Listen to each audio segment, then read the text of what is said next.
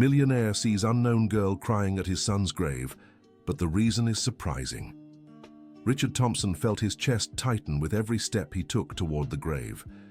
3 years had passed since he buried his only son, and yet, every Monday morning, he made the same journey through Greenwood Cemetery in New York City. The 52-year-old businessman carried a bouquet of white carnations in his hands, his son Michael's favorite flowers when he was a child. But on that cold June morning, something was different. A young woman with brown hair, appearing to be around 25 years old, was kneeling in front of his son's headstone, sobbing so intensely that her shoulders trembled visibly.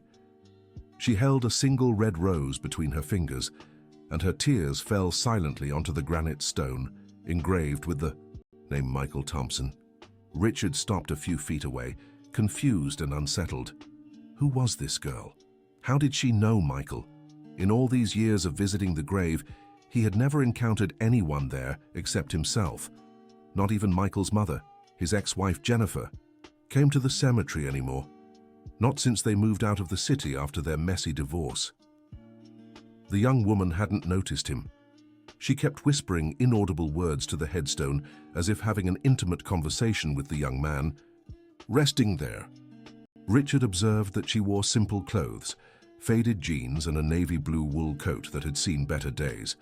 She didn't seem like someone who could afford the same social circles Michael had belonged to. "Excuse me," Richard finally said, stepping closer. The girl startled and quickly wiped her tears with the back of her hands, trying to compose herself. When she turned to face him, Richard could see her eyes were red and swollen, as if she had been crying for a long time. I'm so sorry. Sir, I didn't know anyone would come," she stammered, starting to stand. "I was just leaving." "Wait," Richard raised his hand. "Did you know my son?" The girl's expression changed completely. Her eyes widened and she seemed to grow even paler. Your son," she repeated, her voice barely a whisper. "Michael Thompson. This is his grave," Richard said, pointing to the headstone. "I'm Richard Thompson, his father." The young woman fell silent for several long seconds as if processing shocking news. Then, without warning, she began crying again, even harder this time. I didn't know you were his father," she sobbed. "Please forgive me, I shouldn't be here." "How did you know my son?" Richard pressed, his curiosity mixed with growing unease. The girl hesitated, nervously biting her lower lip. She seemed to be wrestling with herself over what to say. We went to school together," she lied, avoiding Richard's gaze. "In college. I heard what happened and, well, sometimes I come here to remember him." Richard knew she was lying. Michael had studied business at Wharton, one of the most expensive and exclusive schools in New York City. From the way this girl dressed and spoke, it was obvious she couldn't have afforded tuition like that. Besides, Michael had never mentioned any friend who fit her description. "What was your name again?" Richard asked, testing her honesty. "Emily," she answered quickly, then seemed to regret giving a real answer. "Emily Parker. And you two were close?" Emily lowered her eyes again, clutching the red rose to her chest. "Not really, but he was a special person. Everyone liked him." That much was true, Richard thought. Michael really did have a way of winning people over. Even though he was the son of a successful businessman, the young man was always humble and charismatic, preferring to help others rather than boast about his achievements. "May I ask why you specifically chose this Monday to come?" Richard continued, probing. Emily seemed to panic at the question. I always come on Mondays. It's my day off from work," she said, improvising. "What a coincidence. I also come every Monday morning, always at the same time for the past 3 years. Strange we've never met before, don't you think?" The young woman realized she'd been caught in her lie. Her cheeks flushed, and she began backing toward the path leading to the cemetery exit. "I have to go," she said hurriedly. "It was a pleasure meeting you, Mr. Thompson."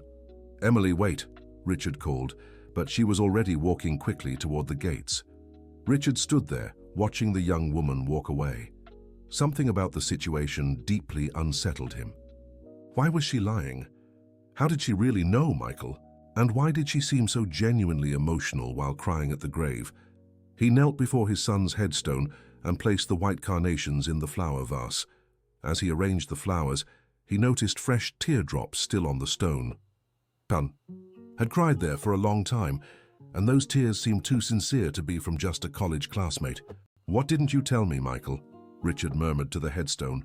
"Who is this girl?" Over the following days, Richard couldn't get Emily out of his mind. He questioned all of Michael's friends he still kept in touch with, but none of them knew an Emily Parker. He checked the university student lists through his contacts at Wharton, but found no one by that name who had studied at the same time as his son. The next Monday, Richard arrived at the cemetery earlier than usual, hoping to see Emily again. He hid behind a nearby mausoleum and waited. Around 9 in the morning, she appeared. Emily walked slowly through the cemetery aisles, carrying a single red rose again. This time, Richard noticed she kept looking around, as if checking if anyone was watching. When she reached Michael's grave, she knelt and began speaking softly. Richard crept closer, trying to hear what she was saying. "I miss you so much, my love," Emily whispered to the headstone. "You have no idea how hard it's been without you. Some days I wake up and for a moment forget you're gone, and then reality hits me like a punch to the stomach." Richard felt the world spin around him. "My love." Emily was talking to Michael as if they were dating. That was impossible.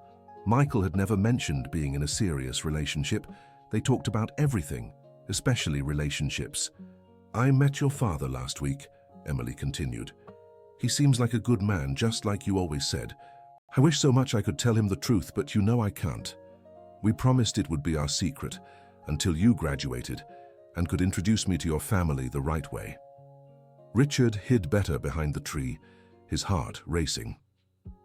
What secret was this? Why would Michael keep a relationship hidden? "I know you wanted to protect me and our—" Emily stopped abruptly, as if realizing she was saying too much, even to a headstone.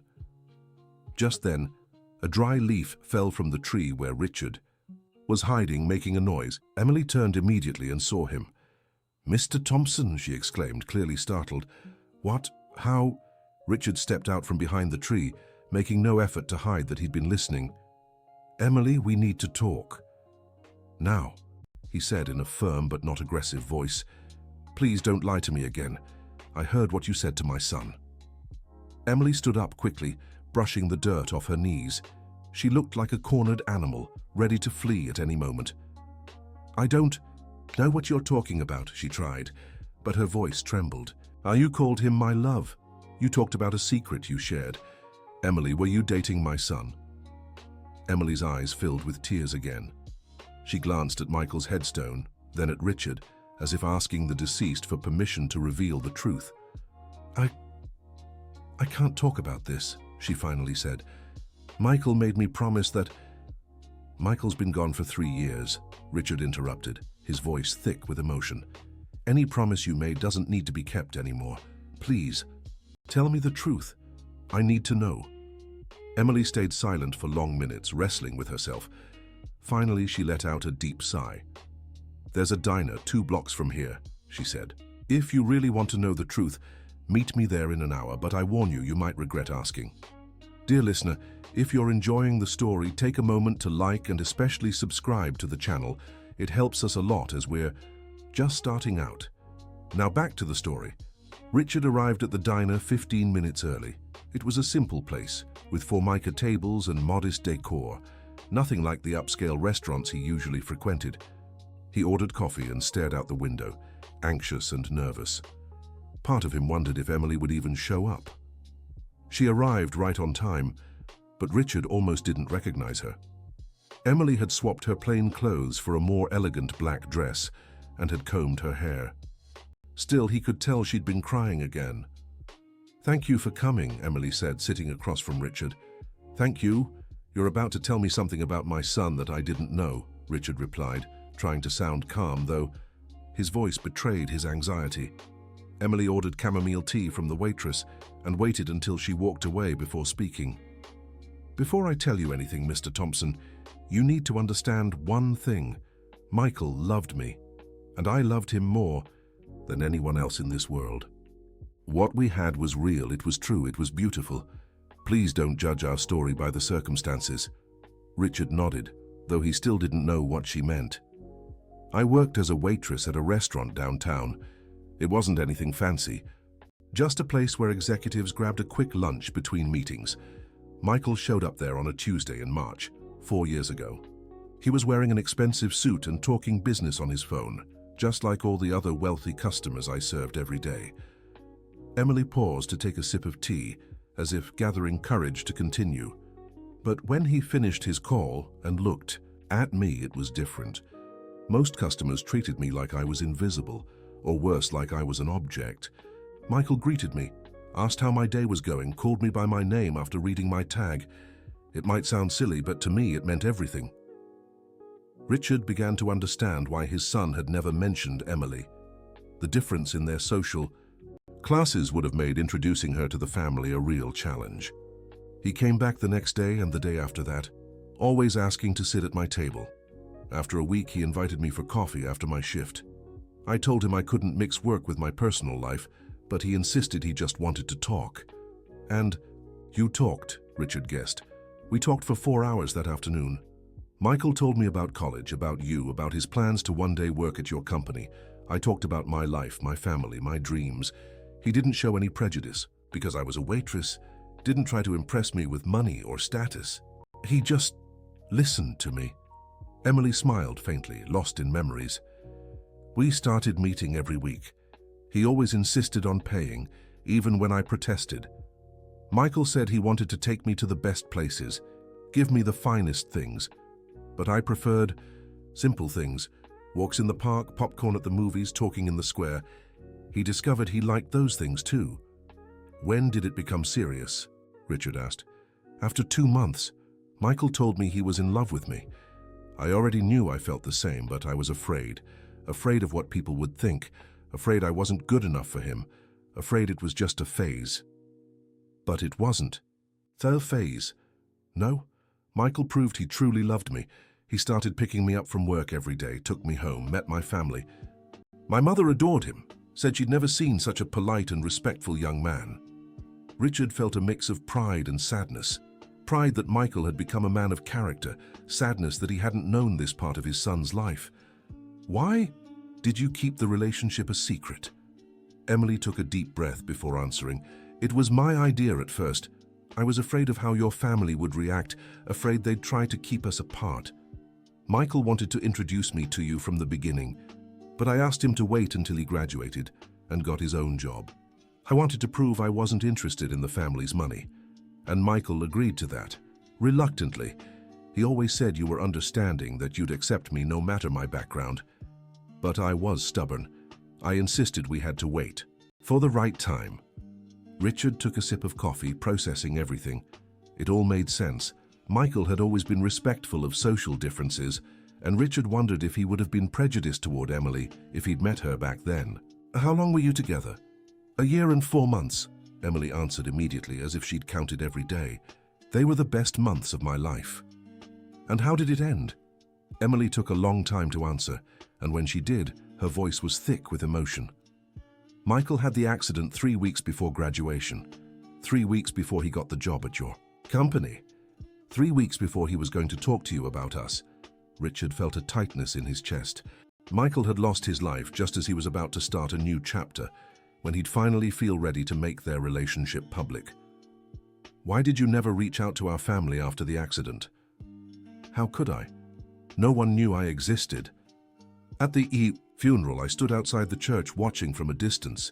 I saw you, your ex-wife, Michael's friends. I had no right to be there. Officially, I was nothing to him. But you were everything to him, Richard said, moved by the pain in Emily's eyes. I know, and he was everything to me too. That's why I come to the cemetery. It's the only place where I can be close to him, where I can talk to him like I used to. Richard reached across the table and gently touched Emily's hand. I'm sorry. I'm sorry you had to go through all that alone. I'm sorry, Michael. Never got the chance to introduce you to me. Emily began to cry silently. Thank you for saying that. Thank you for not judging me. How could I judge someone my son loved so much? Richard smiled sadly. He had good taste in people.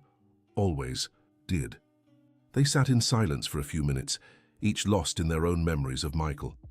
Finally, Richard broke the silence. "Emily, there's something else you haven't told me, isn't there? Something you mentioned at the cemetery about protecting you and our... What was it?" Emily grew visibly tense. She glanced around the diner as if checking if anyone could hear them. "I don't know if I should say it. It's too complicated. Please, after everything you've told me, you can't stop now." Emily took a deep breath and closed her eyes for a moment, as if gathering courage. "Michael and we were going to have a baby." Richard felt as if he'd been punched in the gut. Emily's words echoed in his mind, but it took him a few seconds to fully process what she'd said. "A baby?" he repeated, his voice barely a whisper. "I found out 2 weeks before the accident. I hadn't even told Michael yet. I wanted to wait until after his graduation to share the news. I thought it would be the perfect gift to celebrate the end of college and the start of our official life together." Richard leaned back in his chair, completely stunned. Not only had Michael had a great love in his life, but he'd also left behind a child, or a grandchild Richard never knew existed. Where is the child now?" Richard asked, barely able to form the words. Emily wiped her tears and took a deep breath before answering. "I lost the baby 3 months after the accident." Richard's world completely crumbled. In just a few minutes, he'd learned that Michael had a serious girlfriend and was going to be a father, only to then find out they'd lost the baby. It was too much information, too much pain to process all at once. "How?" was all he managed to ask. "The stress, the grief, the depression. The doctor said my body just couldn't sustain the pregnancy. I blamed myself for a long time." Richard didn't know what to say. How could he comfort someone who had lost so much? How could he express his own grief for a grandchild he'd never know? "That's why you go to the cemetery," he said, finally understanding. "You're not just mourning Michael. You're mourning the whole family you couldn't have." "That's exactly it," Emily confirmed. "Every Monday I go there to talk to Michael about what our life would be like if he were still here. I talk about the baby we lost, about the plans we had, about the future that was stolen from us." Richard stood up from the table, walking over to the diner's window. He needed a moment to process everything. Emily waited patiently, respecting his space. "You still love him," Richard said, returning to the table. "Every day." "I know. It sounds pathetic, crying over someone who's been gone for 3 years, but I can't move on. I've tried dating other people, but I always end up comparing them to Michael. No one measures up to him." "It's not pathetic. It's true love." Richard sat down again. "And the baby? Did you know if it was a boy or a girl?" "We didn't have time to find out. But Michael always said he wanted a girl, that he'd be a doting father and never let any boy near her." Emily smiled through her tears. He'd already picked the name, Michelle if it was a girl, Michael if it was a boy. Richard felt his eyes fill with tears. He could perfectly imagine Michael as a father, protective and loving. "Emily, I want you to know you'll always be welcome in my life. Michael chose you, and that's more than enough for me. Your family. You don't have to say that just to comfort me. I'm not saying it to comfort you. I'm saying it because it's true. You knew my son in a way I never did. You saw the man he became, the man I always hoped he'd be, and you carried a part of him inside you, even if only for a little while."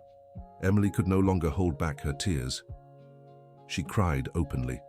3 years of pain and loneliness finally finding some comfort. "I was so afraid to reach out to you," she admitted. "I thought you'd hate me for keeping Michael away from the family." "I could never hate you. Michael was an adult, capable of making his own decisions. If he chose to keep the relationship a secret, it was because he respected your feelings and fears." Richard took a napkin and handed it to Emily to wipe her tears. "Now I understand why you seemed so emotional at the cemetery. It wasn't just grief. It was guilt, regret, the pain of a double loss. I keep wondering how things might have been different if I'd told Michael about the baby before the accident. Maybe he would have stayed home that night. Maybe he wouldn't have driven in the rain." "Emily, don't do this to yourself. The accident wasn't your fault.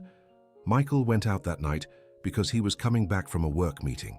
There was nothing you could have done to change that. How can you be so sure? Richard hesitated. There was one detail about the night of the accident he'd never shared with anyone, not even his ex-wife.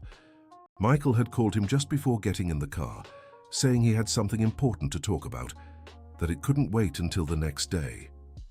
Michael called me that night, Richard said. He told me he had something very important to say, that he'd made a big decision about his future. Now I understand what it was. Emily stopped crying and looked at him intently. What do you think he was going to tell you? About you, about the baby if you'd already told him. Or at least about you. He'd decided he couldn't wait any longer to introduce me to the woman he loved. Do you really believe that? I'm certain. Michael was changing back then, becoming more mature, more decisive. He was ready to take on adult responsibilities, and publicly committing to a serious relationship would have been the first step. Emily smiled for the first time since their conversation began. That makes me feel better, thinking that Michael was ready to fight for us, that he wasn't going to hide anymore. He was, and if he could see you now suffering so much for him, it would make him sad. Michael always wanted the people around him to be happy. How can I be happy without him? I don't know if you'll ever be completely happy, but you can try to find peace. Michael wouldn't want you to waste your life crying over him. Emily nodded, though she still seemed skeptical. Richard, can I ask you something? Of course. Do you regret not getting to know Michael as a boyfriend, not sharing that part of his life with him? Richard thought carefully before answering. Of course I regret it. Every father wants to know about their child's important relationships, to give advice, to be involved. But I understand why it happened this way. And now, knowing you, I'm sure Michael made the right choice. You're exactly the kind of person I'd want him to choose. Even though I'm just a waitress without a college degree, especially because you're a waitress without a college degree. Richard smiled. It shows Michael didn't care about social status, that he saw people for who they were. That makes me proud of him. They talked for 2 more hours, with Emily sharing details of her relationship with Michael. Richard learned his son had led a far more complex double life than he'd imagined. During the week, Michael kept up appearances as the son of a wealthy businessman, attending college and social events. But on weekends, he spent time in the modest neighborhood where Emily lived, experiencing a completely different reality. He loved the simplicity of my life, Emily said.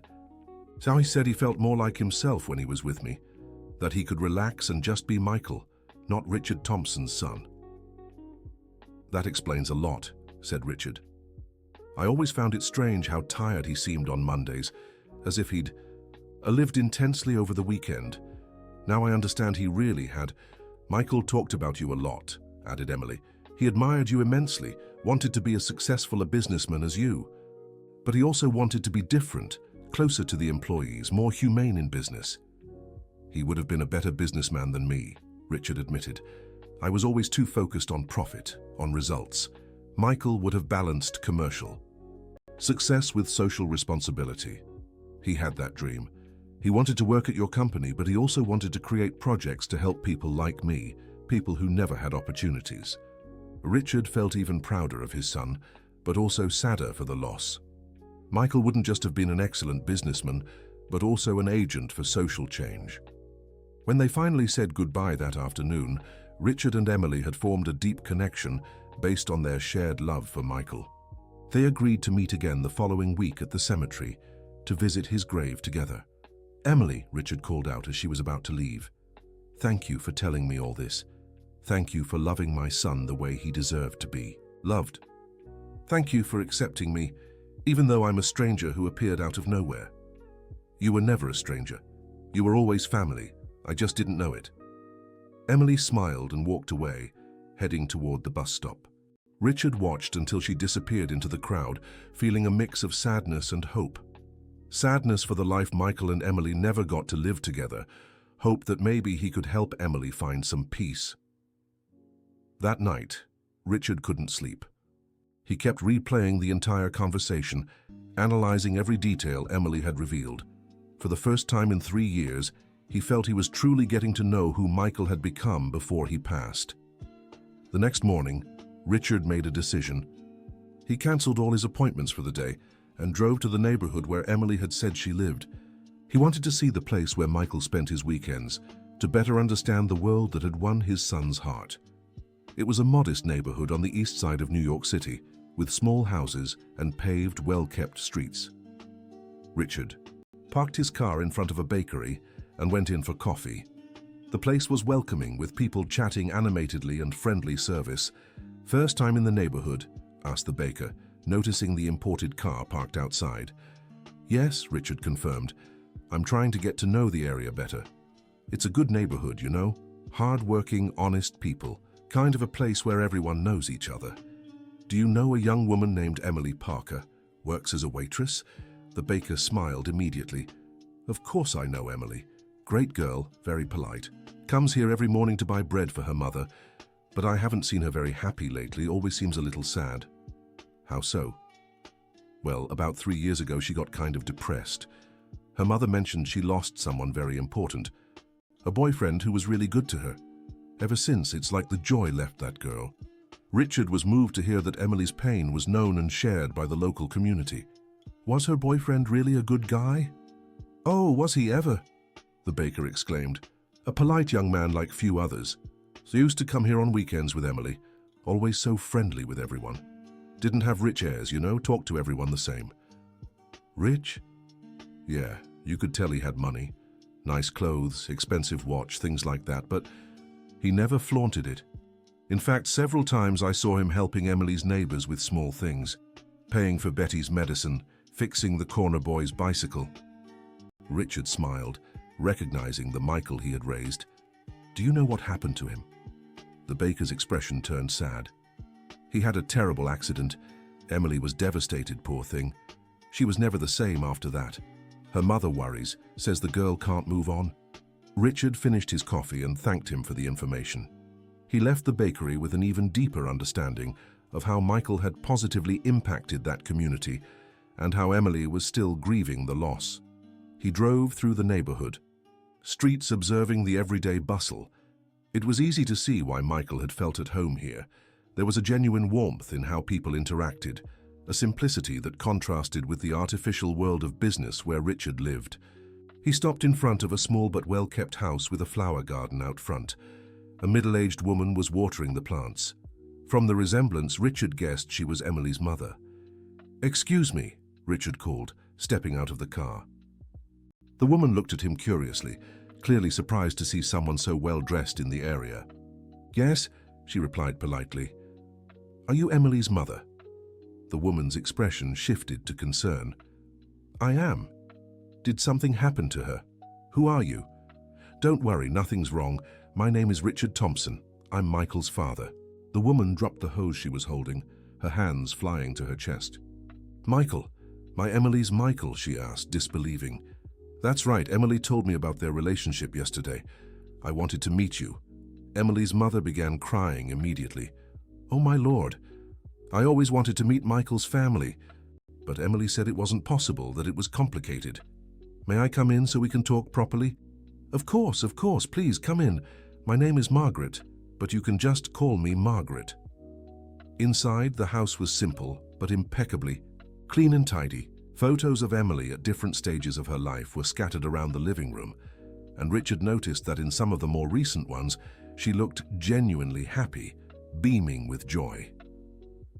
"These were taken when she was dating Michael," Margaret explained, noticing Richard's interest. "I'd never seen my daughter so happy in her life." "Michael seemed very happy then too," Richard said. "I just didn't know why." Margaret served fresh coffee and sat with Richard in the living room. "Your son was an angel, Mr. Thompson, a true angel. I've never met a young man so respectful and kind. He treated Emily like a princess, but he was always so sweet and respectful to me too. Michael was always polite, but it seems he found something special here. He found real love, and so did my daughter. They were perfect for each other, you know. Michael brought lightness into her life, and Emily brought simplicity into his." Margaret stood and fetched a photo album from a shelf. "May I show you some pictures of them together? Emily doesn't know I kept this album. After the accident, she asked me to put all the photos away because it hurt too much to look. Richard nodded, curious to see images of his son he'd never seen before. The photos showed a Michael who was completely relaxed and natural.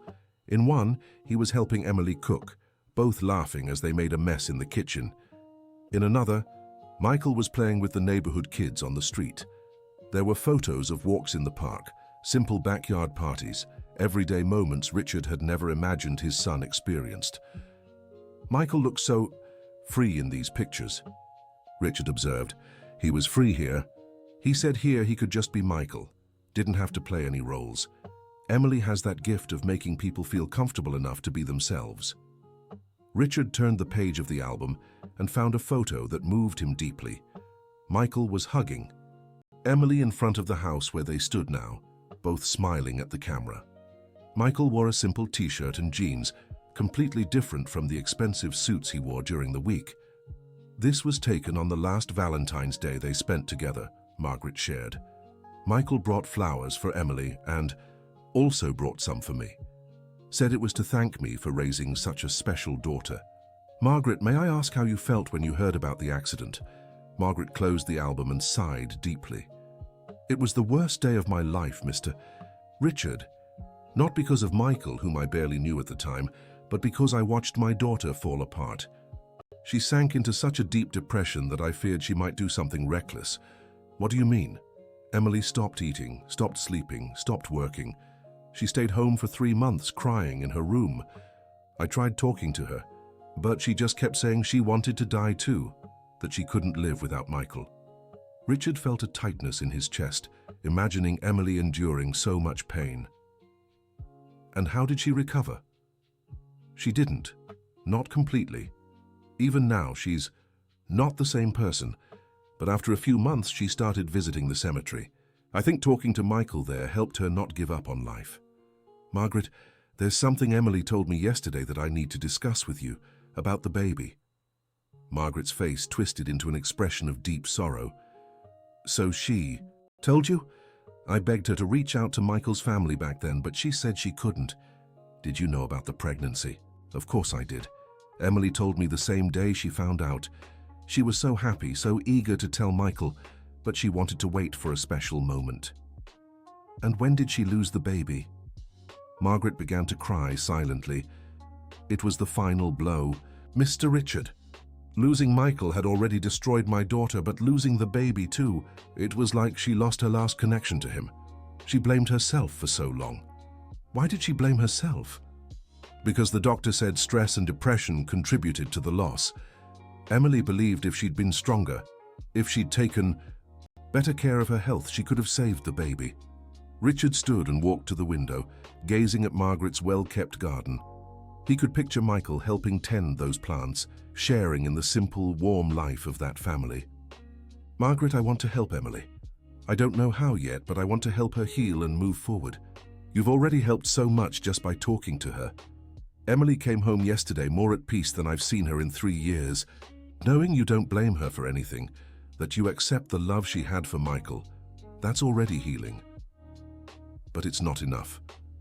Emily is young. She has a whole life ahead. Michael wouldn't want her to waste it mourning him. I tell her that every day, Mr. Richard, but it's hard.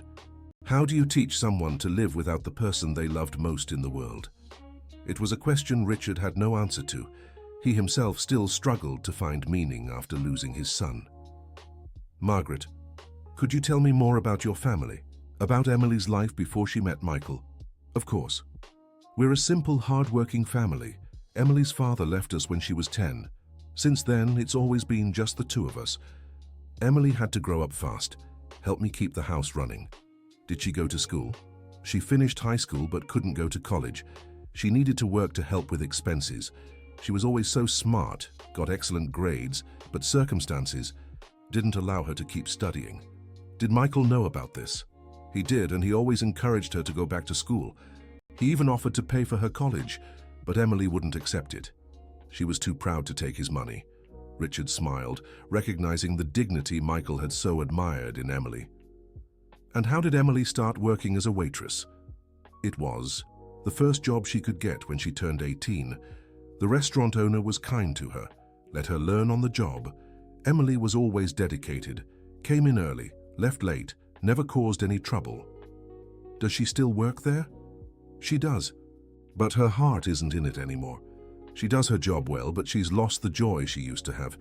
Even the customers notice she's changed. Richard remembered what Emily had told him about Michael showing up at the restaurant where she worked. She probably associated that place with her happiest memories of him. Margaret, can I ask you something personal? Are you struggling financially? Margaret hesitated before answering. We get by with the basics, Mr. Richard. There's food on the table and a roof over our heads, but there's nothing left over. Emily works hard, but a waitress's salary isn't much. And when she couldn't work during those months of depression, it was tough. I had to take on extra cleaning jobs to keep up with the bills. But I didn't mind. My daughter was suffering. She needed time to heal. Richard felt even more respect for this family. Despite their financial struggles, Margaret had prioritized her daughter's emotional well-being. Margaret, I'd like to offer something. I need to talk to Emily first, but I want her to know she'll always have my support. Michael chose her, and that's more than enough for me. You don't owe us anything. It's not about obligation, it's about family. Emily was part of my son's life, carried my grandchild, even if only for a little while. She's family, and family takes care of each other. Margaret began to cry again, this time with relief and gratitude. Michael was right about you. He always said you had a good heart, that you'd accept their love when the time came. Michael understood people better than I ever realized. Richard spent another hour talking with Margaret, hearing stories about Michael he'd never known. He discovered his son had secretly helped many families in the neighborhood, paying for medicine for the elderly and school supplies for children. Michael had become a beloved figure in the community, always asking them not to speak of his generosity. When he said goodbye to Margaret, Richard had a completely new understanding of the man Michael had become. His son hadn't just found love, he'd found a greater purpose in life, a way to use his privileges to help others. That night, Richard called his ex-wife Jennifer. Richard, she answered, surprised. Is something wrong? Jennifer, I need to tell you something about Michael. Something I found out today. What is it? You're scaring me. Richard told her the whole story, from meeting Emily at the cemetery to his conversation with Margaret. Jennifer listened, in silence, occasionally gasping in surprise. My God, Richard, Michael had a girlfriend and we didn't know, and a baby on the way. I know it's hard to process. I felt the same way when I found out. How are you feeling? Are you angry at him for hiding this? Richard thought carefully before answering. At first I was a little hurt, but then I understood that Michael was protecting something precious. He loved Emily, and she loved him too. They were just waiting for the right time to introduce. And this Emily, what's she like? She's an extraordinary person, Jennifer. Simple, honest, caring. It's easy to see why Michael fell in love with her. Do you think we should have noticed he was in a serious relationship? Maybe. But Michael was always private about his personal life, and we were going through the divorce process at the time. We were distracted by our own problems. Jennifer stayed silent for a few minutes, processing the information. Richard, you said she still visits the cemetery every week. Yes, she's suffering deeply, Jennifer. She lost the love of her life and also lost the baby. She's been living with a double grief for 3 years. Poor thing, can I meet her? Of course. I think it would be good for her to know that Michael's whole family accepts her. And what do you plan to do? To help her, I mean. I'm not entirely sure yet, but I want her to know she's not alone, that she has a family who cares about her. Jennifer agreed to meet Emily the following week. When Richard hung up the phone, he felt he was finally doing something positive about Michael's loss.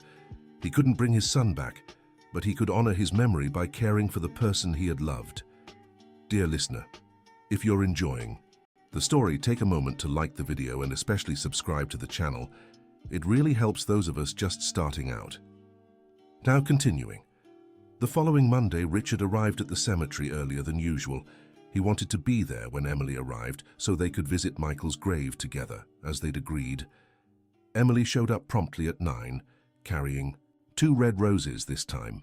When she saw Richard waiting for her, she smiled shyly. Good morning, Richard. I brought an extra rose for you to place on the grave. Thank you, Emily. That's very kind of you. They walked together to Michael's grave. Richard noticed Emily seemed a little less tense than the week before, as if talking about Michael had eased some of the weight she carried. Richard, before we get to the grave, I need to tell you something. Last night, I dreamed of Michael. What was the dream like? He was smiling, he looked happy. He told me he was proud of us both for finding each other, that this was what he always wanted. In the dream, he was holding a baby in his arms, and he said our daughter was safe, that she was with him. Richard felt a shiver down his spine. Though he wasn't a superstitious person, something about Emily's dream touched him deeply. Our daughter? In the dream, Michael told me the baby was a girl and that he was taking care of her until the day we meet again. They reached the grave and knelt together. Richard placed his traditional white carnations in the vase, and Emily added the 2 red roses. Michael, Richard said, speaking directly to the headstone, I met Emily. I met the woman you loved. Now I understand why you kept her a secret, why it was so important to protect her. She really is special, son. You chose well. Emily began to cry silently, but this time the tears seemed to be of relief rather than just pain. Michael, your father is everything you said he was. He accepted me, accepted our love, accepted our daughter. I don't have to carry this pain alone anymore. Richard reached out and touched Emily's shoulder in a comforting gesture. Emily, yesterday I spoke with your mother. Emily turned to him, surprised. You went to my house. I did. I wanted to see the place where Michael spent his weekends, to better understand his world that I didn't know. And what did you think? I thought it was beautiful. I completely understood why Michael felt so at ease there. His family, his community, the warmth they all shared. It's a place where he could truly be himself. He loved our simplicity. He said there, he didn't have to pretend to be someone. He wasn't. His mother showed me pictures of the 2 of you. Michael looked so happy, so relaxed. I'd never seen him like that. Emily smiled through her tears. He was happy with me, and I was happy with him. Those were the best months of my life. Emily, I want to propose something to you. Actually, several things. What would that be? Richard took a deep breath before continuing. First, I want you to know you'll always have a place in my life. You're the person Michael chose to love, and that makes you family. Second, I want to help you build a future that honors his memory but also allows you to be happy. Richard, I can't accept charity. It's not charity, Emily. It's family taking care of family. And besides, I have a job offer for you. Emily looked at him with curiosity and surprise. What kind of job?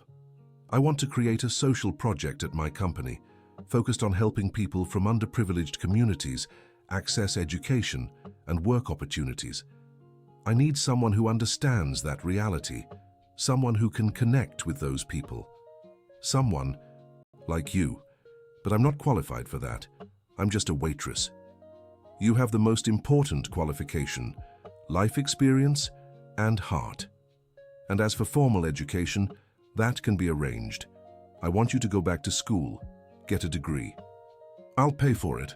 Emily stayed silent for several minutes, processing the offer. Why would you do this for me? Because it's what Michael would do, because it's what he'd want me to do, and because I believe you have the potential to make a real difference in other people's lives. I don't know if I can. It's been so long since I've studied. You can. Michael saw something special in you, Emily.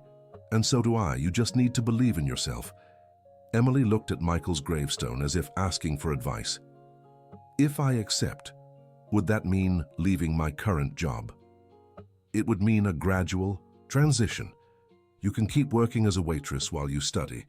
Once you graduate, you'll have a guaranteed place at my company to put everything you've learned into practice.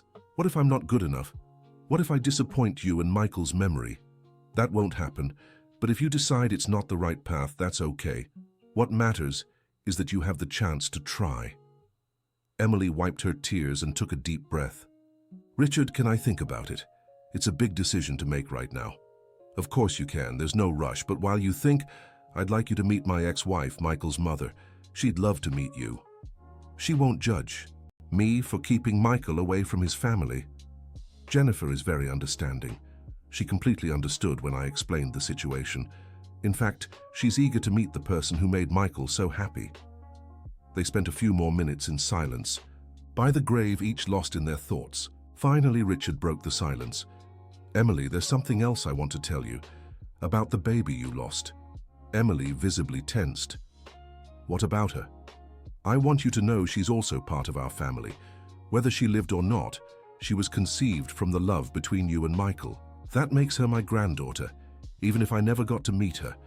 Emily broke down in tears again, this time sobbing heavily. "Thank you for saying that. You don't know how important it is for me to hear that.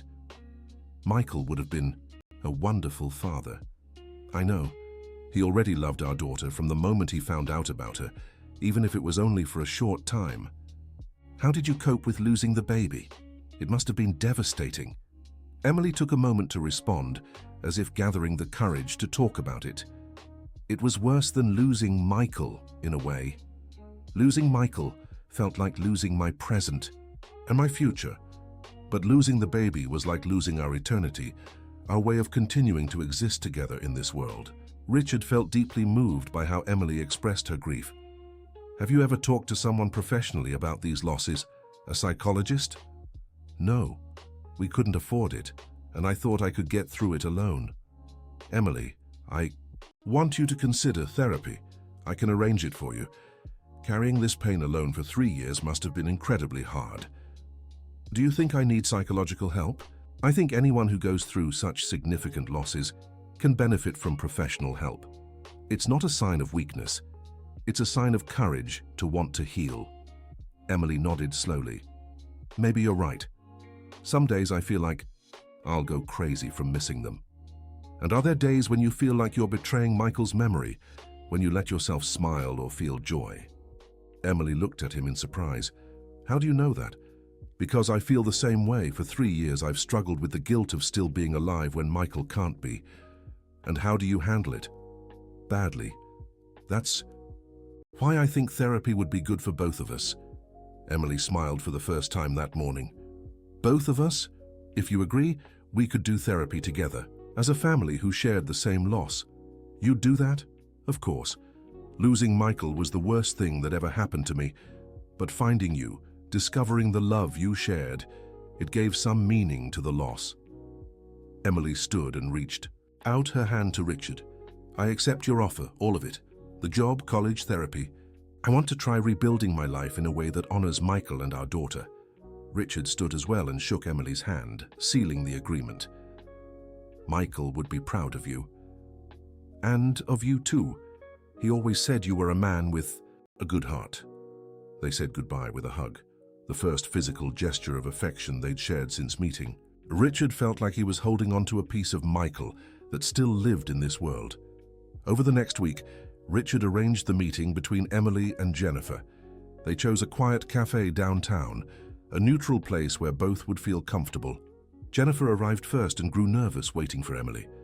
She didn't know what to expect from the young woman who had won her son's heart without her knowing. When Emily entered the cafe, Jennifer recognized her immediately. There was something familiar in her manner, a gentleness that reminded her of Michael. "Emily?" Jennifer called, standing up. "Mrs. Jennifer?" Emily approached shyly. They greeted each other with a kiss on the cheek, both visibly emotional. "Thank you for agreeing to meet me," Emily said. "I know it must be strange to find out about me after all this time." "Strange isn't the right word," Jennifer replied. "It's moving. You are important to my son, and that makes you important to me too." They sat and ordered coffee. Jennifer discreetly observed Emily, trying to picture what her relationship with Michael had been like. "Emily, Richard told me about you, but I'd like to hear your version. How did you two meet?" Emily repeated the story she had told Richard, but this time she included more emotional details about how she felt when she first met Michael.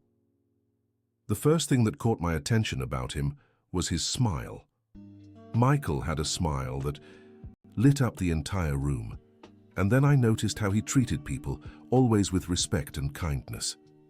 "That's so Michael," Jennifer said, smiling. "He's been like that since he was little, always careful to treat everyone well.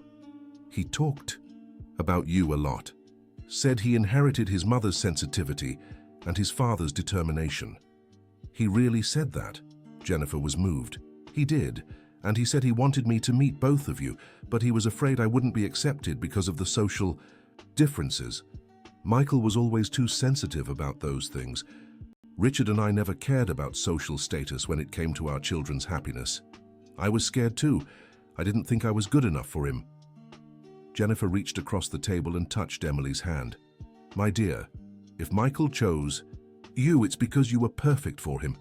My son had a keen sense for people. Emily began to cry silently. Thank you for saying that. You don't know how much it means to me to know Michael's family accepts me. Emily, may I ask about the baby? Richard told me, but I'd like to know how you feel about it. Emily took a deep breath before answering. It was the hardest thing I've ever been through. Losing Michael had already shattered me, but losing our daughter too. It was like losing the last piece of him I had left. Our daughter.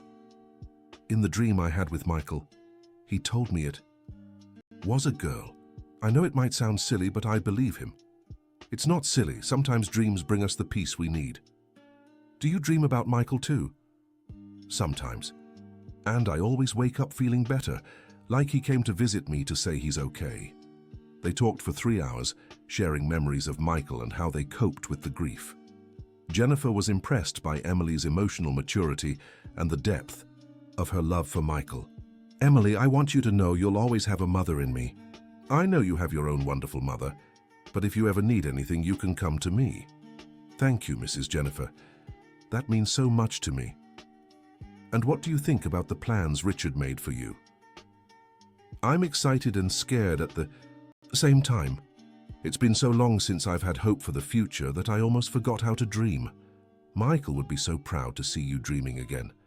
He always wanted the people around him to be happy and fulfilled.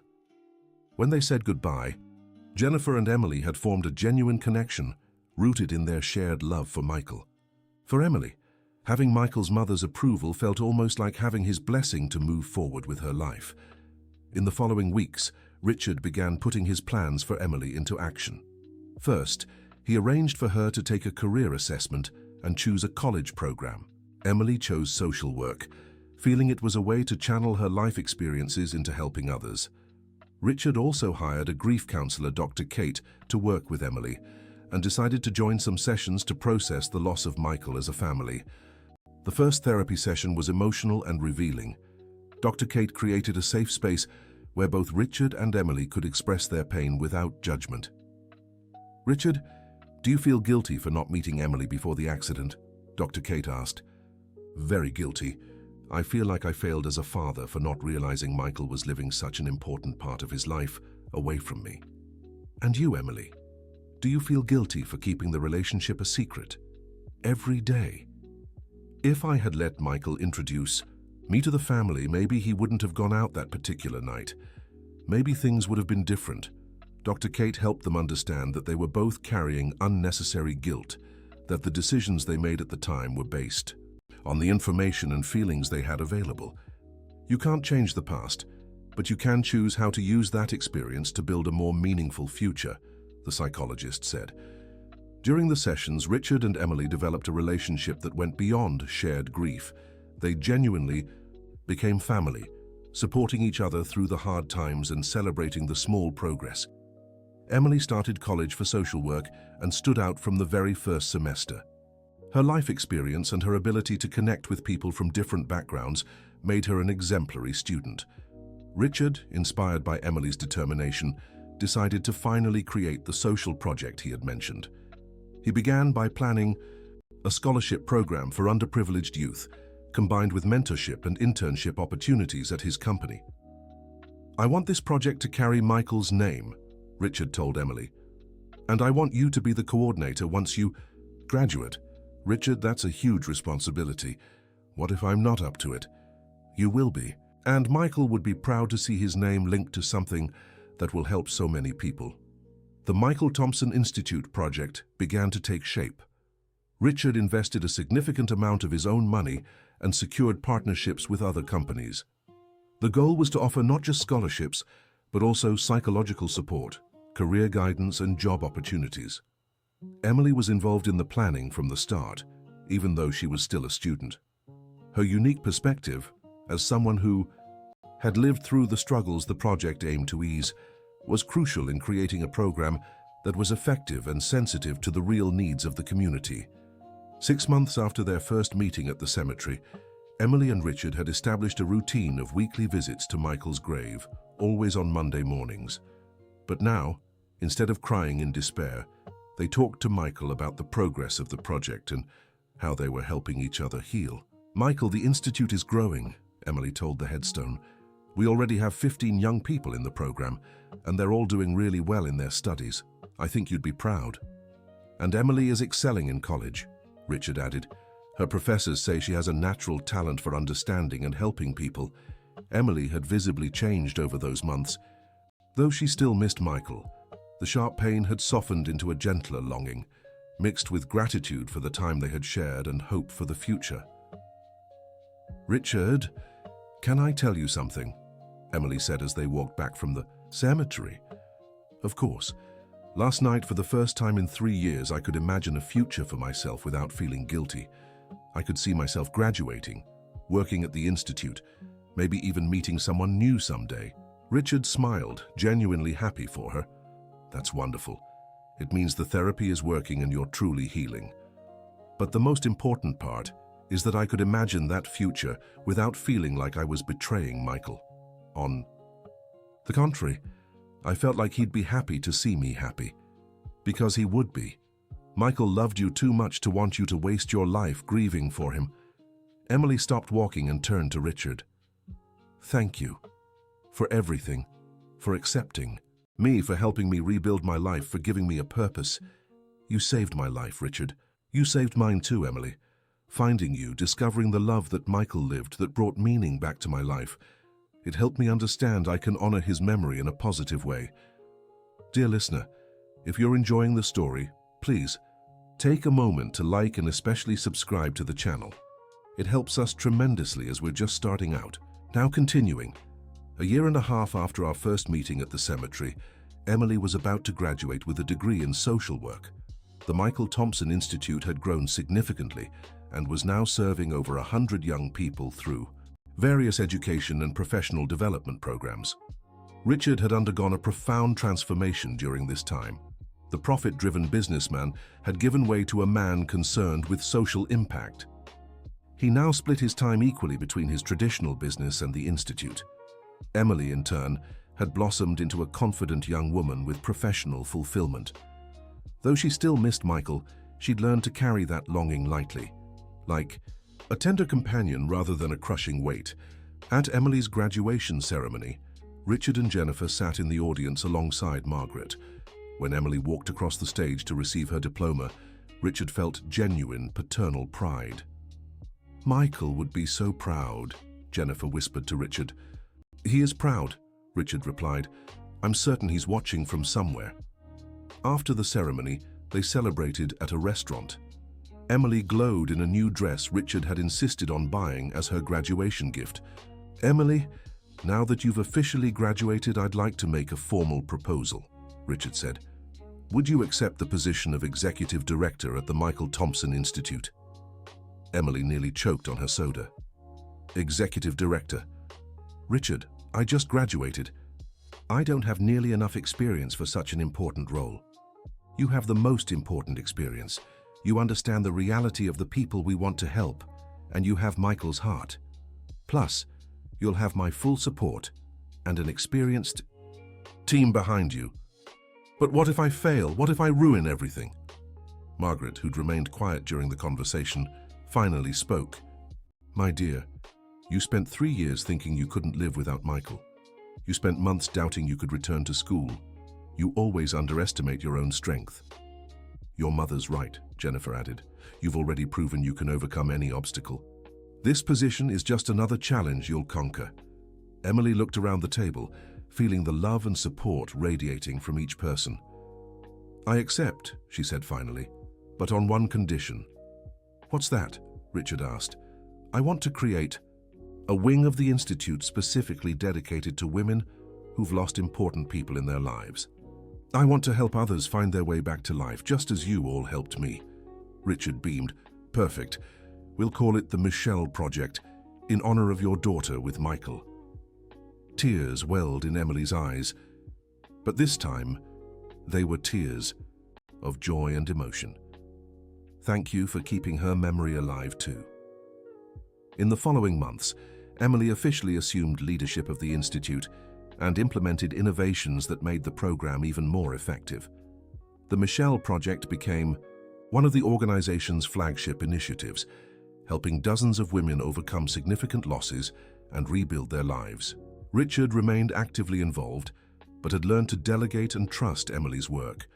To his surprise, he found more professional satisfaction working at the Institute than in any other business venture he'd ever undertaken.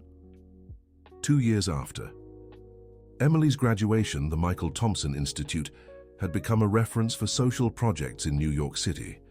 Richard and Emily were frequently invited to speak at events about social entrepreneurship.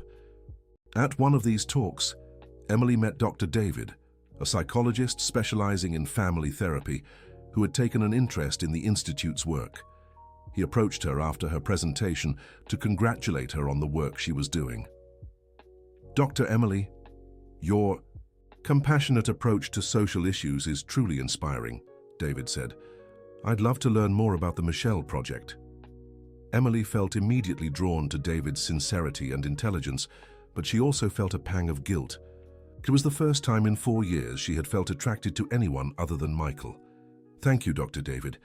The project came from a very painful personal experience, but it's been rewarding to see how it helps others. I'd love to talk more about it. Maybe we could get coffee sometime to discuss possible collaborations between our work. Emily hesitated before answering. She knew David was interested in her personally, not just professionally. Well, that would be nice. Yes, they arranged to meet the following week. In the days leading up to their meeting, Emily wrestled with anxiety and guilt. Part of her was excited at the possibility of meeting someone new, but another part felt like she was betraying Michael's memory. During her therapy session with Dr. Kate, Emily shared her inner conflict. It's normal to feel guilty when we start opening ourselves to new relationships after a significant loss, the psychologist explained. But it's important to remember that moving forward doesn't mean forgetting or loving the person we lost any less. But what if I fall for David? Wouldn't that be a betrayal of the love I had for Michael? Emily, the human heart has an infinite capacity to love. Loving someone new doesn't diminish the love you felt for Michael. They're different kinds of love, unique, each in their own time and context. How will I know if I'm ready? You'll know. And if you're not ready now, that's okay too. There's no rush or pressure. The meeting with David went better than Emily expected. They talked for hours about work, but also about personal lives, dreams, and experiences. David proved to be a sensitive and understanding person, especially when Emily vaguely mentioned having lost someone important in the past. Emily, I can tell I feel a special connection with you, David said at the end of their meeting. But I also sense you carry some pain from the past. I want you to know there's no rush. We can get to know each other at whatever pace feels right for you. Emily was touched by David's sensitivity. It was exactly the kind of consideration Michael would have shown in a similar situation. Thank you for being so understanding. David, I really enjoyed talking with you today. Would you like to meet again? I would, yes. They began meeting regularly, always casually and without pressure. David never pushed for physical or emotional intimacy, respecting the time Emily needed to open up. Richard noticed the change in Emily's behavior in the weeks that followed.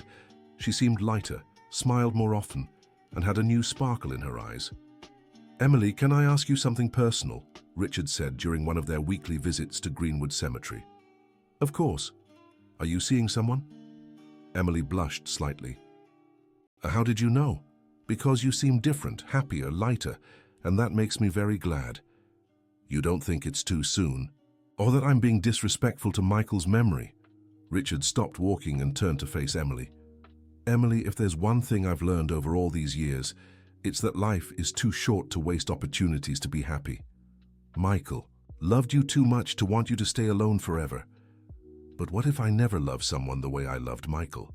You don't have to love the same way. Every love is unique. What matters is that you allow yourself to feel, to live. Emily felt relieved by Richard's approval. In the months that followed, her relationship with David grew naturally. He proved incredibly patient and understanding of Emily's emotional complexities.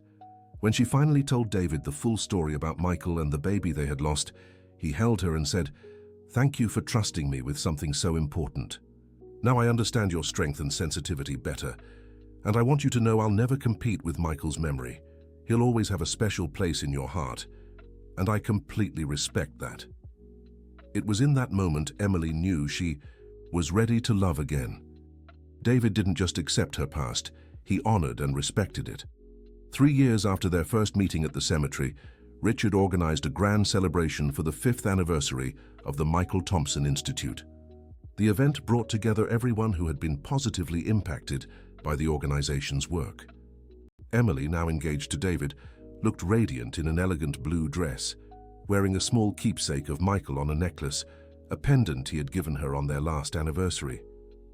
"Michael would be so proud to see all this," Jennifer said to Richard, as they watched Emily address the guests. "He is proud," Richard replied. "I'm sure of it." In her speech, Emily spoke about the Institute's journey, but also about personal growth and turning pain into purpose. 5 years ago, I was lost, in grief that felt endless. I thought I'd never find meaning in life again, but I've learned the greatest way to honor those we've lost is to live in a way that would make them proud. The audience applauded warmly. Richard was moved to see how Emily had transformed into the confident, inspiring woman at the microphone. The Michael Thompson Institute doesn't just honor the memory of an extraordinary young man. It proves that true love never dies. It transforms, multiplies, becomes strength to help others. After the event, Richard, Emily, David, Jennifer, and Margaret gathered for an intimate dinner, celebrating not only the Institute's success, but also the family bonds built through loss and resilience. "Richard, I need to thank you for everything you've done for me," Emily said. "You gave me a new life, a new family, a new purpose. Emily, you gave me all of that. You taught me pain can become something beautiful, that love endures even after loss." David, who now knew the whole story, added, "It's beautiful to see how you've created something so positive from such pain. Michael truly lives on through your work, and through the love we still carry for him," Emily said. "I've learned loving someone new doesn't mean loving those we've lost any less. The heart has infinite room for love." Margaret, who had witnessed her daughter's transformation, said emotionally, "My daughter is now a whole woman, wounded but strong, marked by loss, but also by triumph. Michael would indeed be so proud." Jennifer agreed. Michael always wanted people to be happy. Seeing Emily happy again without forgetting him would be exactly what he'd wish for. That night, when Emily and David returned home, she paused before the small altar she had set up for Michael in her room. There was a photo of him smiling, some always fresh flowers, and the dried red rose from the first day she had visited the cemetery. "Michael, today marks 5 years of the Institute. I couldn't help but think how happy you'd be seeing everything we've managed to build. David helps me so much, you know. He understands my past and respects our love." David stepped closer and placed a hand on Emily's shoulder. "Do you want to talk to him alone?" "No, it's okay. Michael is part of our life, David. I don't need to hide that from you." David nodded and stayed beside Emily as she finished her silent conversation with Michael. "Thank you for loving me in such a pure way, Michael. Thank you for teaching me what true love is. It prepared me to love David the way he deserves to be loved. And thank you for leaving your family in my life. They've become my family too." Emily turned to David and kissed him softly. "Thank you for understanding and accepting this part of me. It's impossible to love you without loving your story too, Emily. Michael is part of who you are today, and I love the woman you've become." 6 months later, Emily and David married in a simple yet moving ceremony. Richard walked her down the aisle, taking on the role of the father Michael would have wanted him to play.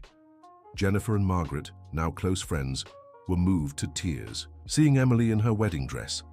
In the front row, a seat was reserved with a photo of Michael and a white rose. "Michael is here with us today," Richard said to Emily before giving her away to David. "I know. I feel his presence," Emily replied, smiling through joyful tears. The ceremony was perfect. David had written vows that included a promise to honor Michael's memory and support Emily in every aspect of her life, including her past. "Emily, I promise to love you completely, respecting your story and honoring who you've become through all your experiences. I promise to stand by you in joy and grief, in triumphs and challenges." In her vows, Emily spoke about second chances and how true love multiplies rather than divides. "David, you've taught me that the heart can hold multiple loves without one diminishing the other.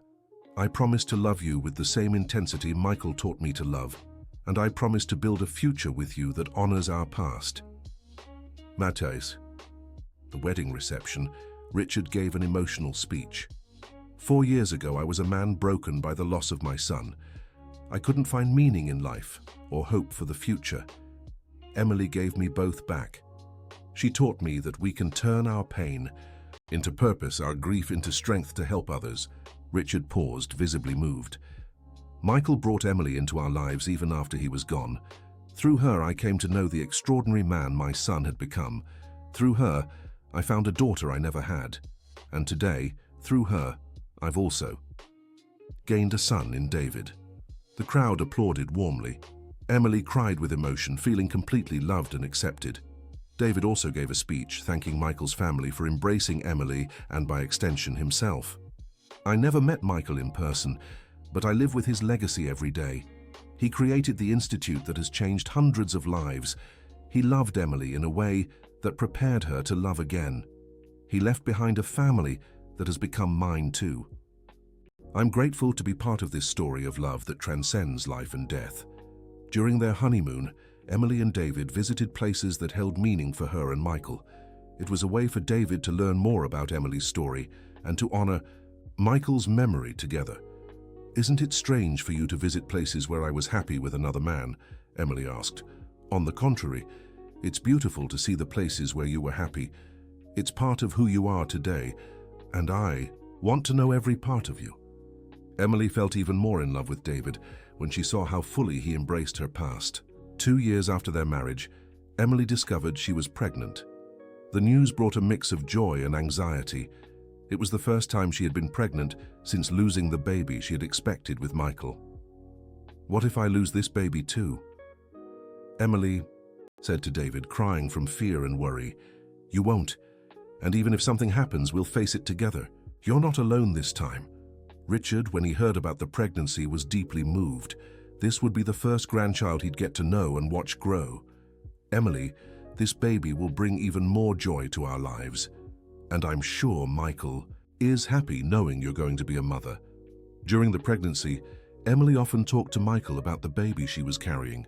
"Michael, I know our Michelle is with you, but this baby will grow up here with me. They'll learn about you through me, and they'll know they had a brother or sister who was born in heaven before them." The pregnancy went smoothly. Emily had rigorous medical checkups and the full support of David, Richard, Jennifer, and Margaret. When the baby was born, a healthy boy they named Michael David, Emily felt life had come full circle. She had honored the past, built a happy present, and was creating a future full of hope. "Michael, I want you to meet your godson," Emily said, holding the baby near Michael's photo at home. "He'll grow up knowing your story, knowing he has a special guardian angel watching over him from heaven." Richard, as he held his grandson in his arms, felt an indescribable emotion. It was as if part of Michael had returned to life through this child. "This boy will grow up knowing his uncle Michael through our stories and the Institute. He'll know he's part of a family built by love that transcends physical life." David watched Emily with the baby and saw how she had become a complete woman, a devoted mother, loving wife, accomplished professional, and caring daughter to Richard and Jennifer. "Emily, you did it. You rebuilt your life without forgetting the past. You found happiness again without betraying Michael's memory." "We did it, David.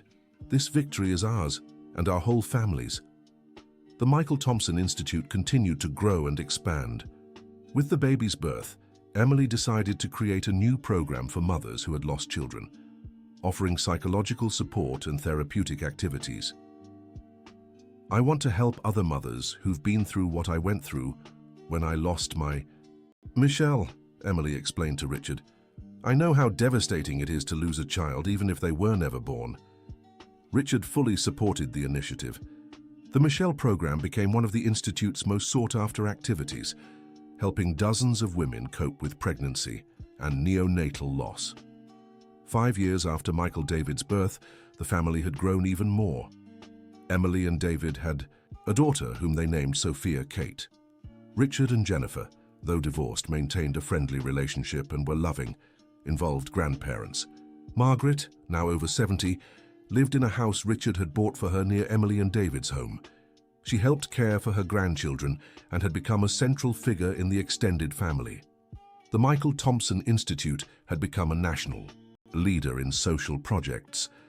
Richard had decided to dedicate himself entirely to the organization, handing over his other businesses to trusted partners. Michael, look how our family has grown, said Emily during one of her weekly visits to the cemetery, now accompanied by Michael David, who was 5, and Sophia Kate, who was 2. Is Uncle Michael in heaven, Mommy? Asked Michael David, who already knew the story of the man who had given his name to the institute where his mother worked. Yes, my love, and he watches over us from there. And is little sister Michelle with him too? She is. They take care of our family together. Richard, who was accompanying them, was moved to see how Emily had managed to teach the children about Michael in such a natural and loving way, without drama or excessive sadness. Michael David, do you know why you have that name? Richard asked. Because Uncle Michael was a very good person who helped a lot of people, just like Daddy and Mommy do at the Institute. Exactly. And you'll grow up knowing you can help people too, that you can make the world better. That night at home, Emily reflected on the 10 years that had passed since she met Richard at the cemetery. Her life had completely transformed, but in a way that honored the past while building a future. David, sometimes I think Michael planned all this, said Emily, nestled in her husband's arms as they watched the children sleep. What do you mean? He knew I'd need a family when he was gone. He knew Richard would need someone to care for too. Somehow, he brought us together. Maybe, but even if it was a coincidence, you both knew how to seize the opportunity to create something beautiful. Emily smiled, feeling at peace with her life. It wasn't a coincidence, David. It was love. Michael's love for me and for him that brought us together. And it was the love we built together that created this family. The next morning, Emily woke early and went to Michael's memorial in the house. She did this occasionally, especially on important dates or when she needed to make difficult decisions. Michael, tomorrow marks 10 years since I met Richard at the cemetery. 10 years since our story changed course. I want to thank you for everything that came after that day. Emily paused, listening to the morning sounds of the house. David making coffee, the children waking up, Margaret arriving to help with breakfast. Thank you for loving me in a way that prepared me to love again. Thank you for leaving Richard and Jennifer in my life. Thank you for teaching me that true love never dies, it just transforms. Emily gently touched Michael's photo. And thank you for our Michelle, even though I couldn't bring her into this world. I know she exists. I know she's with you. And that's enough for me. Michael David appeared in the doorway, still in his pajamas with messy hair. Mommy, are you talking to Uncle Michael? Yes, my love. Sometimes I like to talk to him. Can I talk to him too? Emily smiled and motioned for her son to come closer. Of course you can. Michael David approached the photo and said with the seriousness of a 5-year-old, Hi, Uncle Michael. Thank you for taking care of Mommy before I was born. And thank you for leaving Grandpa Richard for us. He's really nice and makes yummy cookies. Emily laughed softly, touched by her son's innocence. What else do you want to say to Uncle Michael? I want to say I'll take good care of Mommy now, just like he did before. And when I grow up, I'll work at the Institute too to help people. Emily hugged her son, feeling that Michael truly lived on through the lives he had touched and the new generations who would grow up knowing his story. Later that day, Richard came to visit Emily and the children. It was a routine they had established. He had lunch with the family at least once a week. "Emily, I've been thinking about something," said Richard as they watched the children playing in the garden. "What is it?" "I think it's time we shared the full story of Michael and his legacy with a wider audience. Maybe write a book or even make a documentary about the Institute." "You think so? I'm not sure I'm ready to expose our story like that." "Think of how many people could benefit from knowing how you turned tragedy into something so beautiful. How many lost in grief might find hope in your story?" Emily considered the suggestion. Many who visited the Institute often mentioned how inspired they were by her journey of resilience. "It would be a way to multiply Michael's legacy even further," Richard continued. "And our Michelle's too." "Our Michelle? She's part of this story too, Emily. The pain of losing her was what motivated you to create the Michelle program, which has already helped hundreds of women." Emily was moved by how Richard always included the daughter they had lost as part of their family. "I'll think about it, Richard, but if we decide to do this, it has to be done respectfully, in a way that truly honors Michael's memory." "Of course, and you'd have full control over how the story is told." A few weeks later, Emily made the decision to accept Richard's proposal. They hired a biographer and began working on the book that would tell the story of the Michael Thompson Institute and the family built through grief and resilience. The writing process was therapeutic for Emily. Revisiting her journey, from the first moments of pain to her current happiness, helped her understand even more deeply how she had rebuilt her life. "It's amazing how our story has so many layers," Emily said to David as she reviewed one of the chapters. "Love, loss, family, resilience, purpose. It's almost like fiction, but it was our real life. It's a beautiful story because it's real, because it shows that light can be found even in the darkest moments." The book, Love That Transcends, the story of the Michael Thompson Institute, was released 2 years later at an event held at the Institute itself. The entire family was there, along with hundreds of people whose lives had been touched by the organization. Emily, now 35, stepped onto the stage to speak about the book. She wore a light blue dress and the pendant Michael had given her, which had become her signature. "This book isn't just our story. It's the story of everyone who believed pain can be turned into purpose, grief into strength, tragedy into hope." The audience was visibly moved. Many had been through the Institute and knew firsthand how its work had changed their lives. Michael Thompson lived only 22 years, but his legacy grows every day. Through the Institute, through the lives we've touched, through the family we've built in his memory. Emily looked at Richard, Jennifer, David, the children, and Margaret, in the front row. "I've learned that true love doesn't end with death. It transforms, multiplies, becomes a force to create beautiful things in the world. Michael lives on in every project we develop, every person we help, every family that rebuilds." The event was an absolute success. The book became a national and international bestseller, inspiring similar institutes in other cities and countries. Richard, now 62, decided it was time to officially pass the Institute's presidency to Emily. "Emily, you're ready to lead this organization fully. I'll stay involved, but I want you to be the Institute's primary voice." "Richard, you sure it's a huge responsibility?" "I'm absolutely sure. You have proven over all these years that you have the competence, sensitivity, and vision needed to take the Institute even further." The inauguration ceremony for Emily as president of the Michael Thompson Institute was deeply moving. She assumed the role before an audience of over 500 people, including government officials, business leaders, and beneficiaries of the programs. "I take on this presidency with the responsibility to honor not only the memory of Michael Thompson, but also the dreams of our daughter Michelle, and the trust of everyone who believed in the transformative power of love." Richard watched with paternal pride as Emily spoke. In 12 years, she had transformed from the broken young woman he met at the cemetery into the inspiring leader standing at the microphone. "Under my leadership, the Institute will expand its programs to include support for entire families affected by loss, not just individuals. Because I've learned that grief and healing are collective processes involving whole communities. Emily's first major initiative as president was to create a national network of Michael Thompson Institutes, bringing their model of care to other cities across the United States. We want every family that experiences a significant loss to know there is hope, there is support, and there is a path back to life, she explained in an interview with a national magazine. 5 years after assuming the presidency, Emily had multiplied the Institute's reach tenfold. More than 50 American cities now had branches of the Michael Thompson Institute, serving thousands of families each year.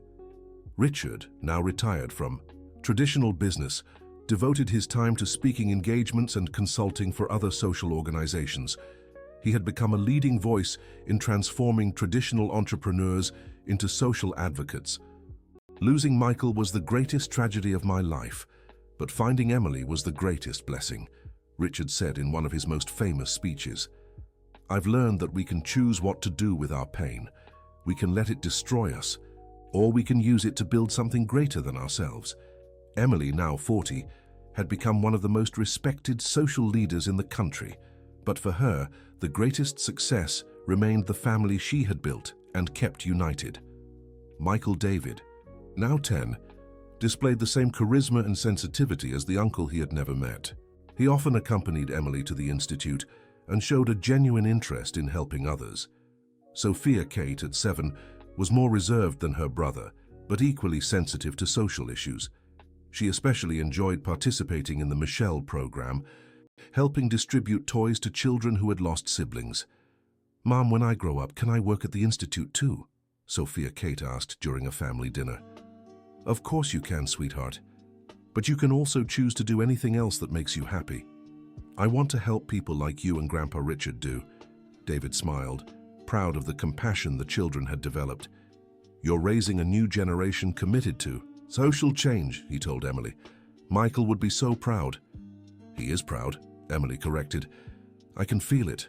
That night, Emily had her weekly conversation with Michael, now a tradition spanning over 15 years. "Michael, our family is beautiful. The kids are growing up with the values you always stood for.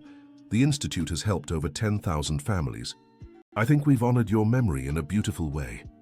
Emily paused, gazing at the photos that captured their family's journey over the years.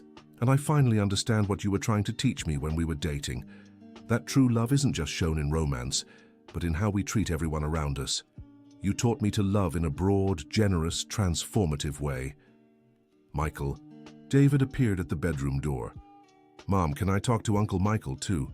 "Of course, sweetheart." The boy approached and spoke to the photo with the ease of someone who had grown up talking to his heavenly uncle. "Uncle Michael, my teacher, said I'll be doing a presentation on real-life heroes. Can I talk about you?" Emily smiled, moved by her son's innocence and affection. "What will you say about Uncle Michael?" "I'll say he was a hero who saved people, just like Superman. Only instead of flying, he used love to save them." "That's a beautiful way to describe it, sweetheart. And I'll say that even after. He went to heaven. He keeps saving people through the Institute and our family."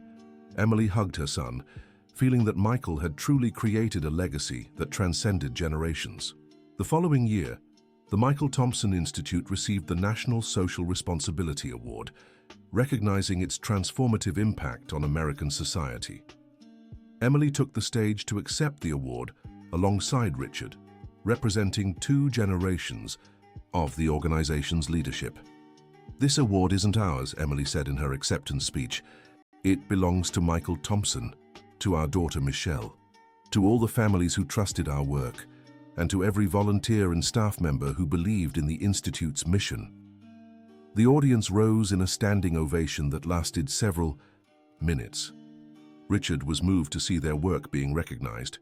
"Michael, wherever you are, know that your name is being honored across the country," Richard thought to himself, looking up at the sky. After the ceremony, Emily and Richard were approached by journalists and representatives from other organizations interested in replicating the Institute's model. "Ms. Emily, what's the secret to the Michael Thompson Institute's success?" a reporter asked. Emily thought carefully before answering. "I believe what sets us apart is that we were born from real pain. not just a theoretical idea about doing good. Everyone leading the Institute has experienced profound loss.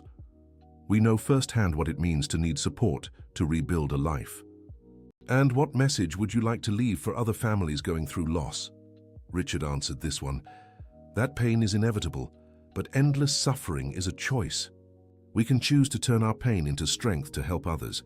We can choose to honor those we've lost by living in a way that would make them proud. That evening, at home, Emily gathered the family to watch the news coverage of the award on the national broadcast. "Look, Mom, you're on TV," Sophia Kate exclaimed excitedly. "We're all on TV, sweetheart, because this award belongs to our whole family." Michael David watched the report intently and then asked, "Mom, why were some people on TV crying when you spoke?" "Because many of them have also lost important people in their lives, just like we lost Uncle Michael and little Michelle. And when we talk about turning pain into something beautiful, it moves them because they realize they can do it too. So we help people just by talking about Uncle Michael. We help people by showing that it's possible to be happy again after losing someone important, that it's possible to love again, smile again, hope again," David added. "And we also show that the people we love never truly die. They live on in our hearts and in the good things we do in their memory." Margaret, now nearly 80 but still sharp and active, added, "Michael brought so much love into our lives, even after he was gone. That boy had a greater purpose than we ever imagined." Emily agreed, feeling the depth of that observation. "It's true, Mom. Michael is still changing lives today. Every person who comes through the Institute, every family that rebuilds, every child who learns about love and compassion through our programs, all of it is an extension of the love he planted in the world." That night, Emily couldn't sleep. She went out to the garden and gazed at the stars, thinking about the journey she'd been on since meeting Michael over 20 years ago. "Michael, sometimes I still can't believe everything that's happened. From an insecure waitress to the president of a national organization, from a young woman lost in grief to a fulfilled mother. You truly changed my entire life." A gentle breeze rustled the trees, and Emily felt it was like a tender response from Michael. "Thank you for loving me in a way that prepared me for everything that came after. Thank you for teaching me that true love is infinite, that it multiplies instead of divides." Emily went back inside, feeling completely at peace with her life. At 41, she had built exactly the kind of existence Michael would have wanted for her, full of love, purpose, and hope. In the bedroom, she found David still awake, reading. "Couldn't sleep either," she asked. "I was thinking about you, about how strong you are, how you managed to create so much beauty out of so much pain." Emily lay down beside her husband. "I didn't do it alone, David. I had you, Richard, Jennifer, my mum, the whole family we built together. And I always had Michael guiding me in some way. Do you think he approves of our choices? Our marriage, our children? I'm absolutely certain. Michael loved me too much to want me to be alone. He'd be happy knowing I found someone like you, someone who respects our past and helps build a beautiful future." David kissed Emily's forehead gently. "I love you exactly as you are, with all your history, your scars, and your triumphs. And I love you for completely accepting who I am, including the fact that Michael will always be part of my life." The next day, Emily woke up with a clear idea. She wanted to create one final expansion of the Institute, specifically for couples who had lost children and needed to rebuild their relationships. "Richard, remember when you and Jennifer divorced after Michael died?" Emily asked during a meeting at the Institute. "I do. It was one of the hardest moments of my life. Losing Michael was devastating enough. Losing Jennifer almost destroyed me completely. How many couples separate after losing a child? Most of them, unfortunately. The pain is so great it drives people apart instead of bringing them together. I want to create a program to help these couples. I want to offer therapy, group activities, guidance so they can face their loss together, instead of letting it tear them apart." Richard smiled, admiring Emily's sensitivity in identifying real societal needs yet again. "That's a brilliant idea, Emily, and you could use your own story as proof that it's possible to rebuild family relationships even after devastating losses." "Exactly.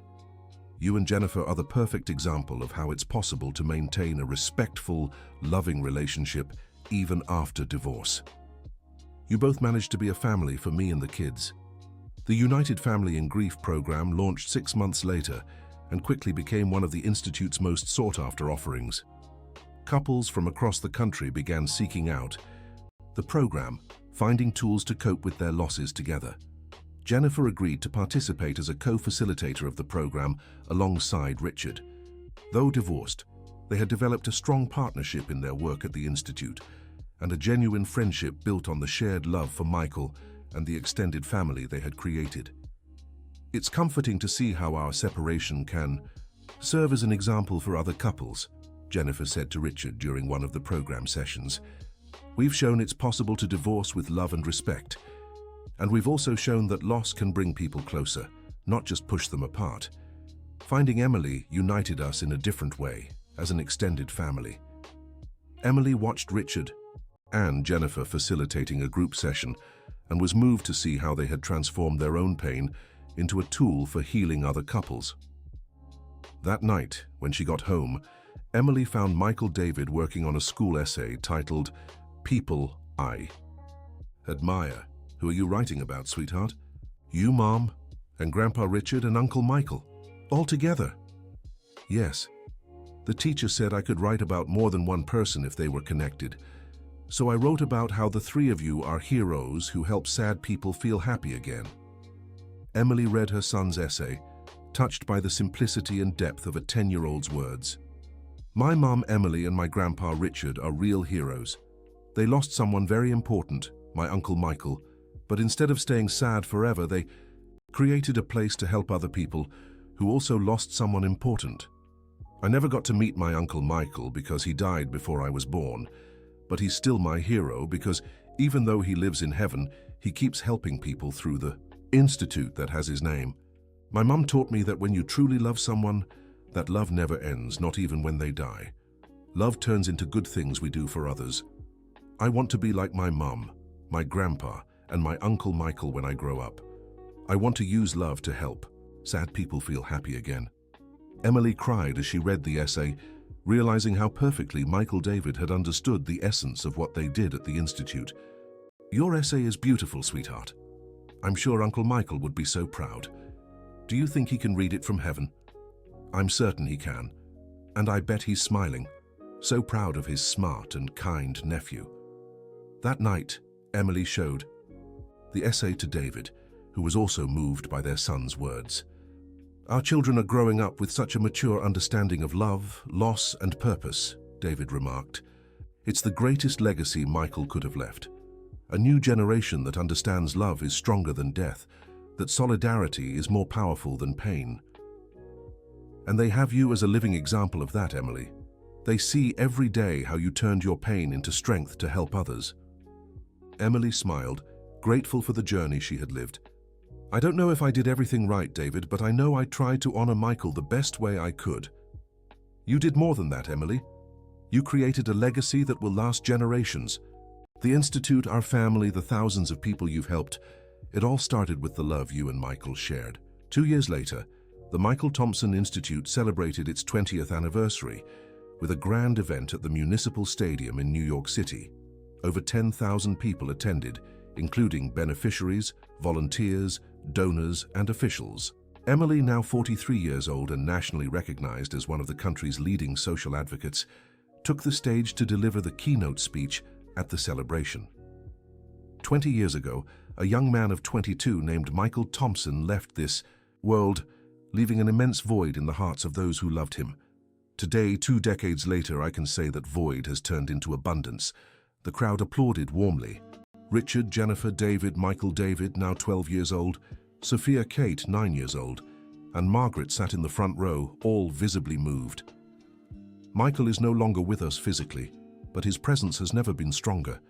He lives in every project we develop, in every family we rebuild, in every child who learns about love and solidarity through our programs. Emily paused, looking at the sea of hopeful faces before her. And he also lives in our daughter, Michelle, who, though born into heaven, continues to inspire our work with mothers who have lost babies. He lives in the hundreds of staff members and thousands of volunteers who dedicate their lives to this mission. He lives in each of you here today. The emotion in the stadium was palpable. Many wept, others smiled, all visibly touched by Emily's words.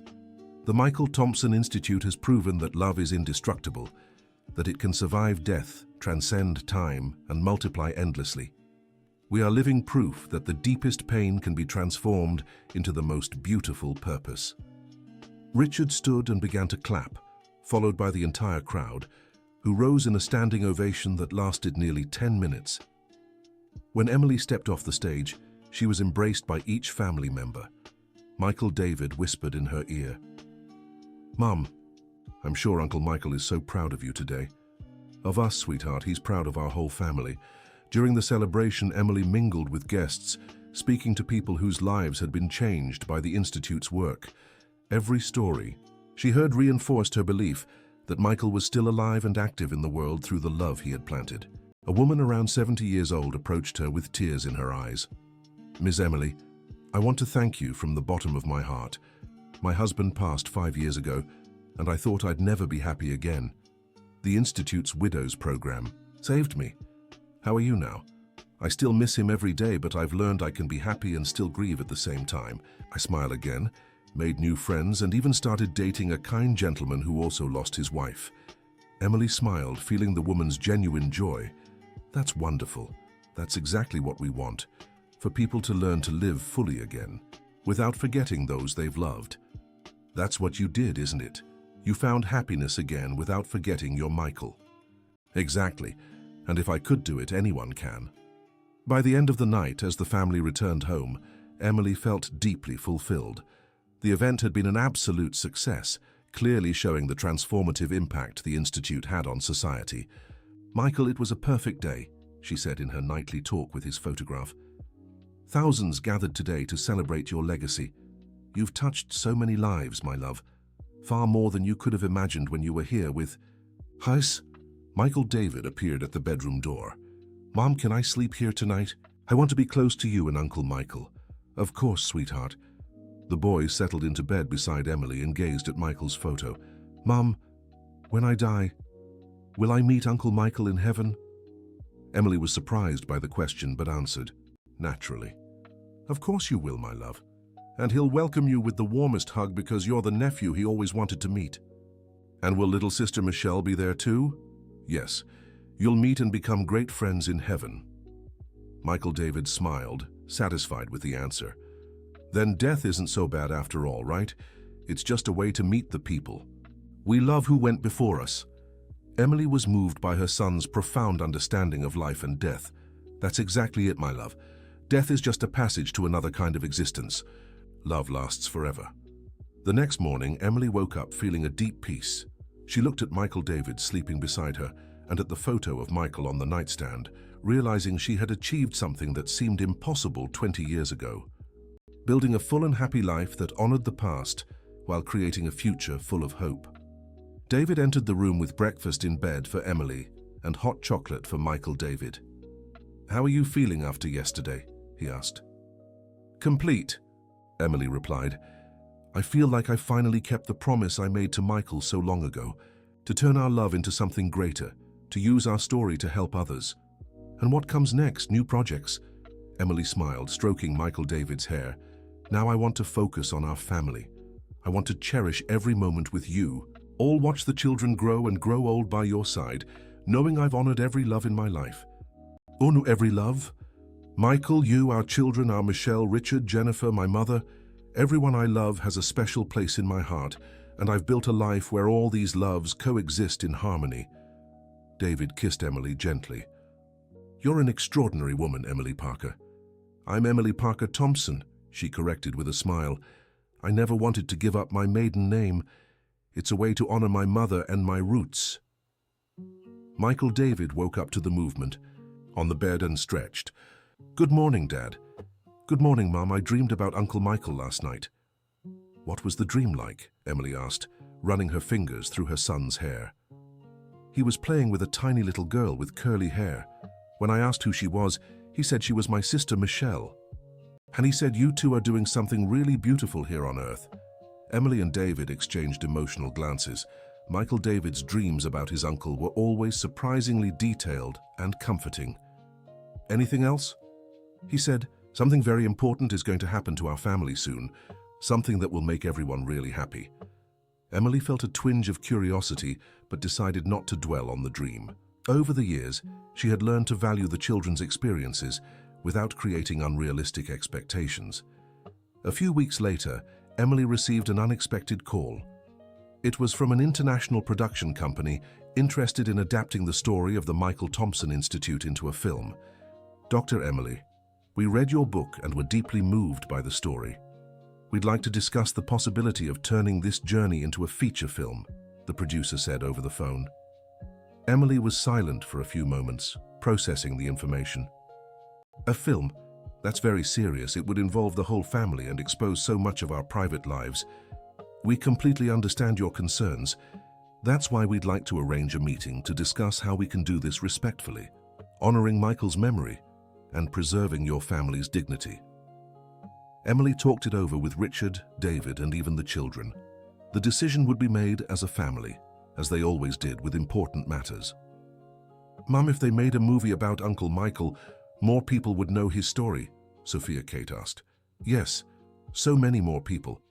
Then I think we should do it. That way Uncle Michael can help people all over the world, not just in the United States." Michael David agreed with his sister. "And who will play Uncle Michael in the movie?" "I don't know, sweetheart. It would have to be an actor who looks like him." Richard was hesitant at first. "Emily, a movie can be a blessing or a curse. If done well, it can truly multiply the impact of the Institute. But if done poorly, it could cheapen Michael's story. That's why I need full control over the script and production. I can't let them turn our story into some cheap melodrama." Jennifer supported the idea from the start. "Emily, you have a beautiful and inspiring story. If you can make a movie that stays true to reality, it could touch millions of people around the world." David, as always, backed whatever decision Emily made. "What matters is that you feel comfortable with it. If we agree, it has to be with every assurance that the story will be told with respect and authenticity." After several meetings and negotiations, Emily agreed to the film, but with strict conditions. She would have veto power over the script, would actively participate in production, and a significant percentage of the profits would go to the Michael Thompson Institute. Pre-production took 2 years. Emily worked directly with the screenwriters to ensure every detail of the story stayed true to reality. The process was emotionally challenging, as she had to relive every painful moment and every joy of her journey. "Some nights I'd leave script meetings completely exhausted," Emily told Dr. Kate during a therapy session. "Writing about our story or talking about it is one thing, but watching other people act out your life, it's almost like living it all over again." "How are you handling it?" "With my family's support. David has been incredible, helping me process each step. And the kids are excited to see Uncle Michael's story on screen." During casting, Emily had to approve the actors who would play each family member. The hardest part was choosing who would portray Michael. "I need someone who doesn't just look like him, but captures his essence," Emily explained to the director. Michael had a special light, a unique way of connecting with people. After months of auditions, they found Jason Walker, a 24-year-old actor who had lost his brother in an accident and deeply identified with the story. "When I read the script, I cried for hours," Jason told Emily at their first meeting.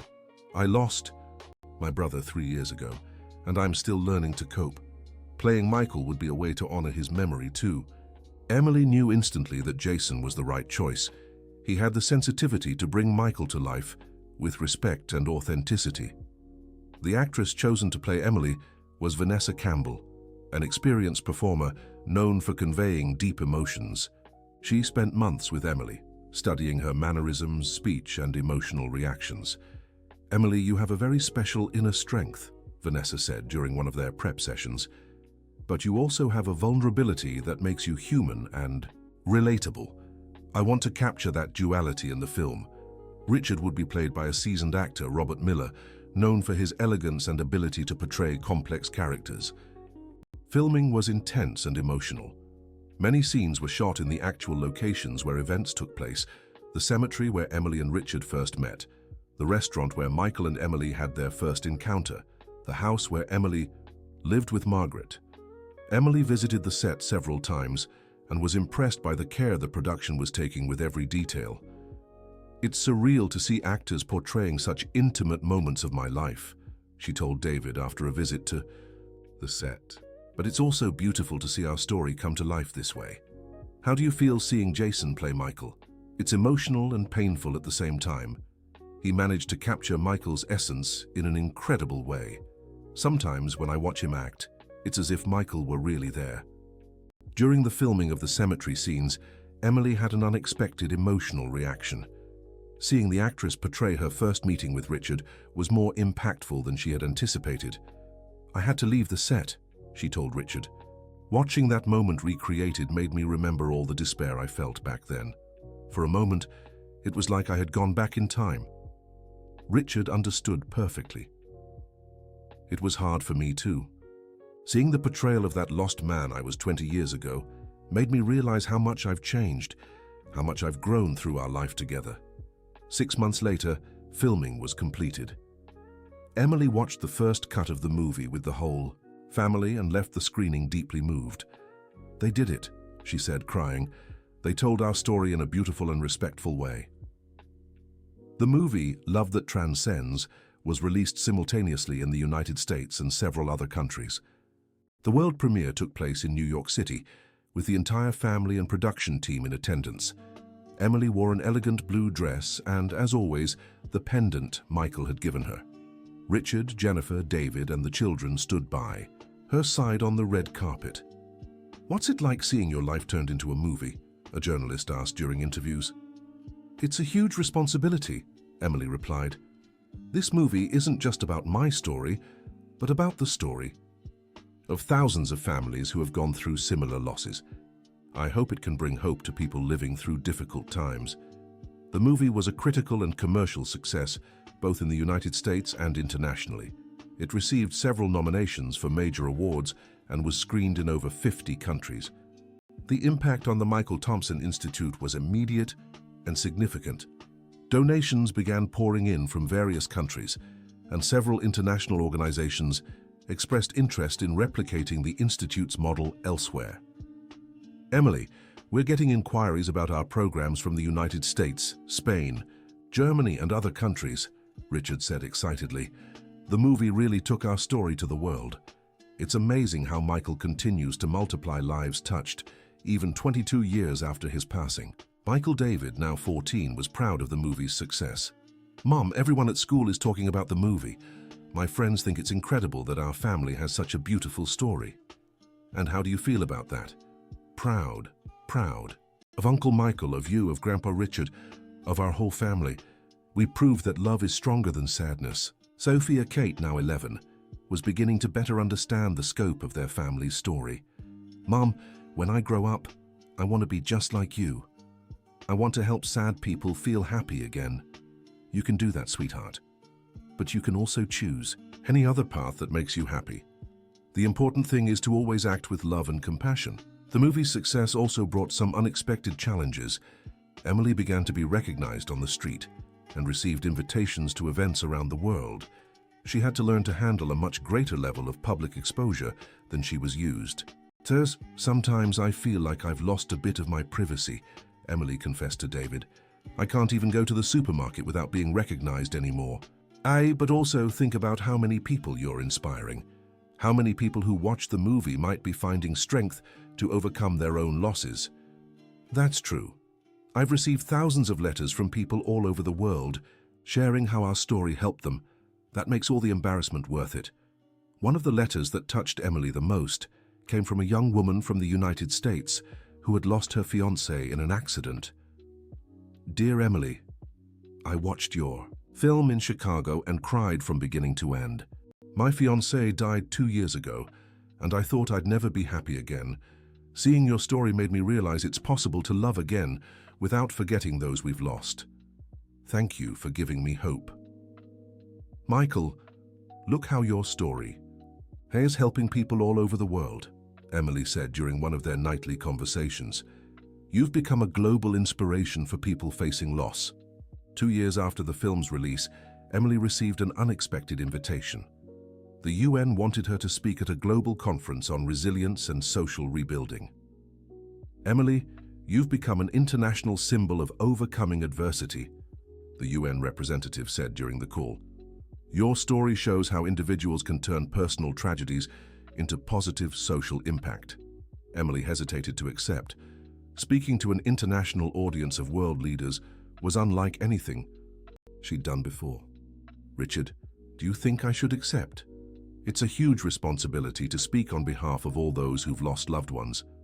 "Emily, you've spent the last 20 years proving you're ready for any challenge. And think of the opportunity to inspire global public policies focused on supporting grieving families." David fully supported Emily's participation in the conference. "Love, you have an important message to share with the world. If you can influence even one public policy that helps grieving families, it'll be worth it." Emily accepted the invitation and spent months preparing her presentation. She wanted it to be more than a personal account. She wanted to propose concrete actions that governments and organizations could implement to support people in grief. The conference took place in Geneva, Switzerland.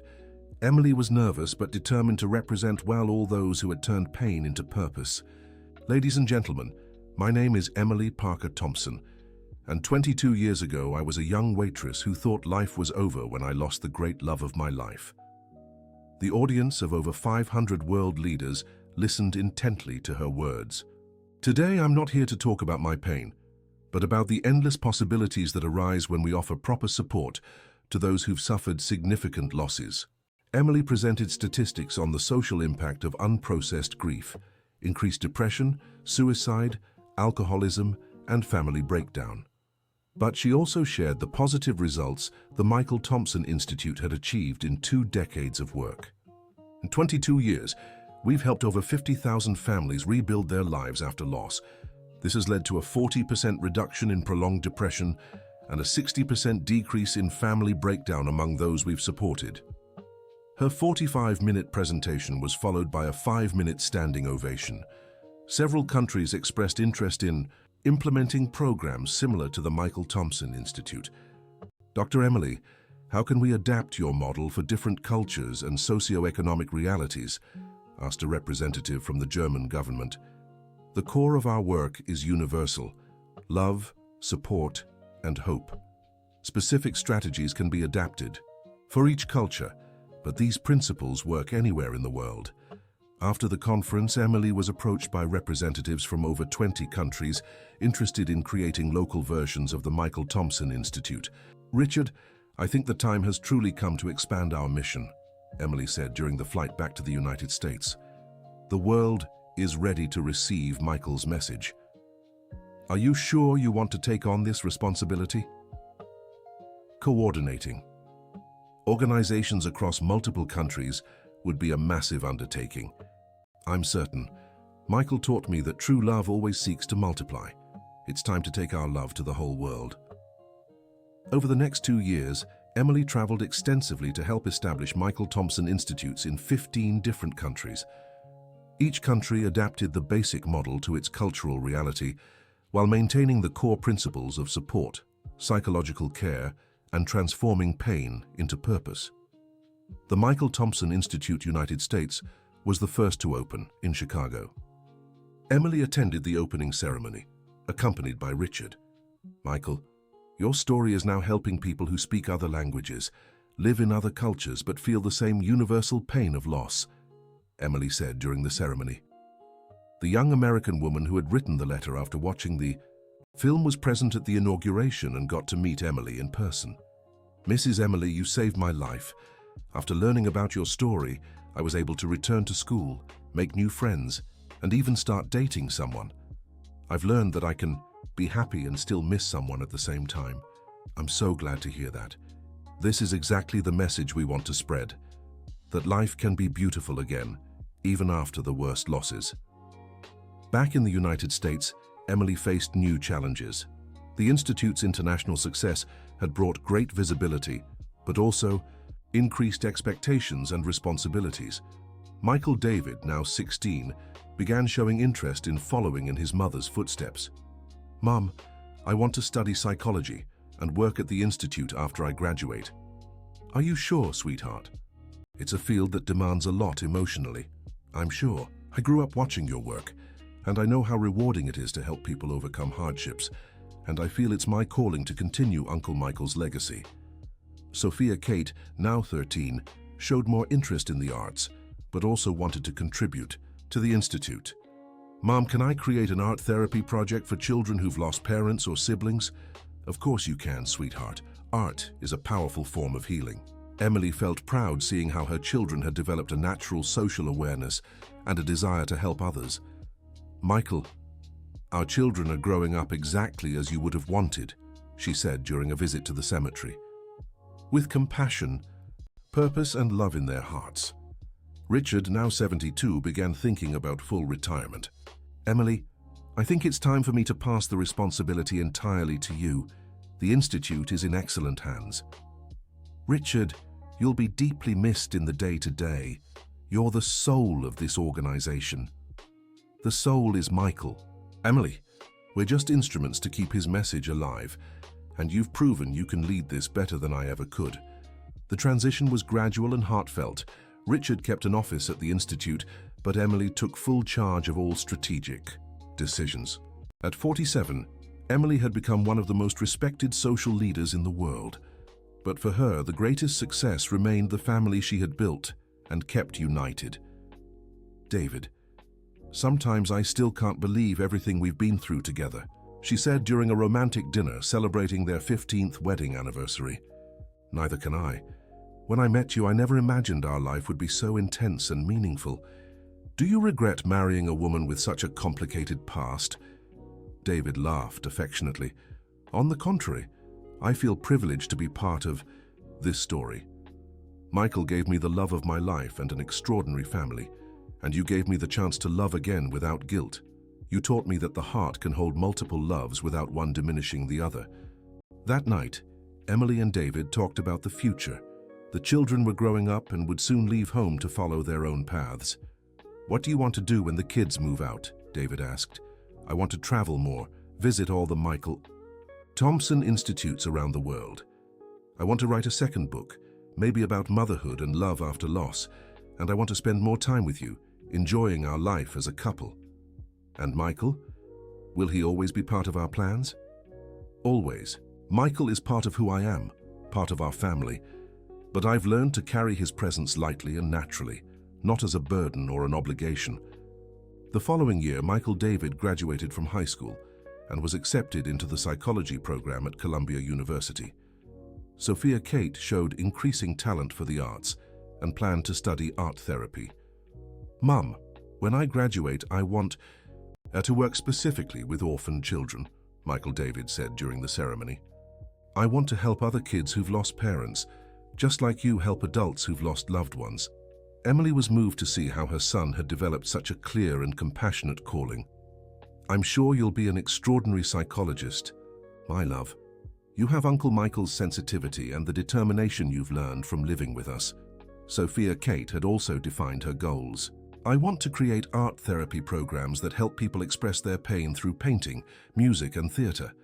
I think art can heal in ways words can't."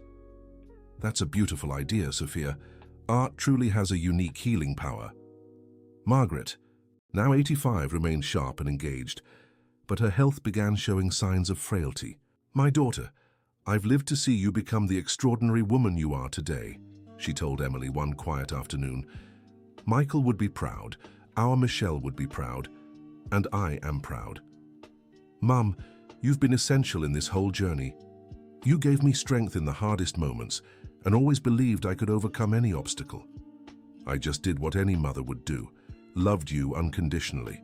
The rest you achieved with your own strength." Emily knew her time with Margaret was precious and began dedicating more moments to be with her mother, listening to stories of her childhood and sharing memories of Michael. "Mom, what do you remember most about Michael?" "I remember his kindness, the respect he had for me.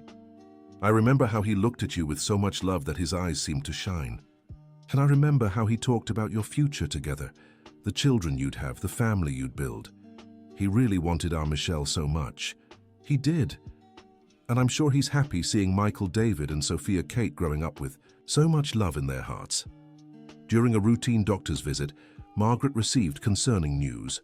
Her heart was weak, and she would need special care. "How much time does she have, doctor?" Emily asked, trying to stay calm. "It's hard to say exactly.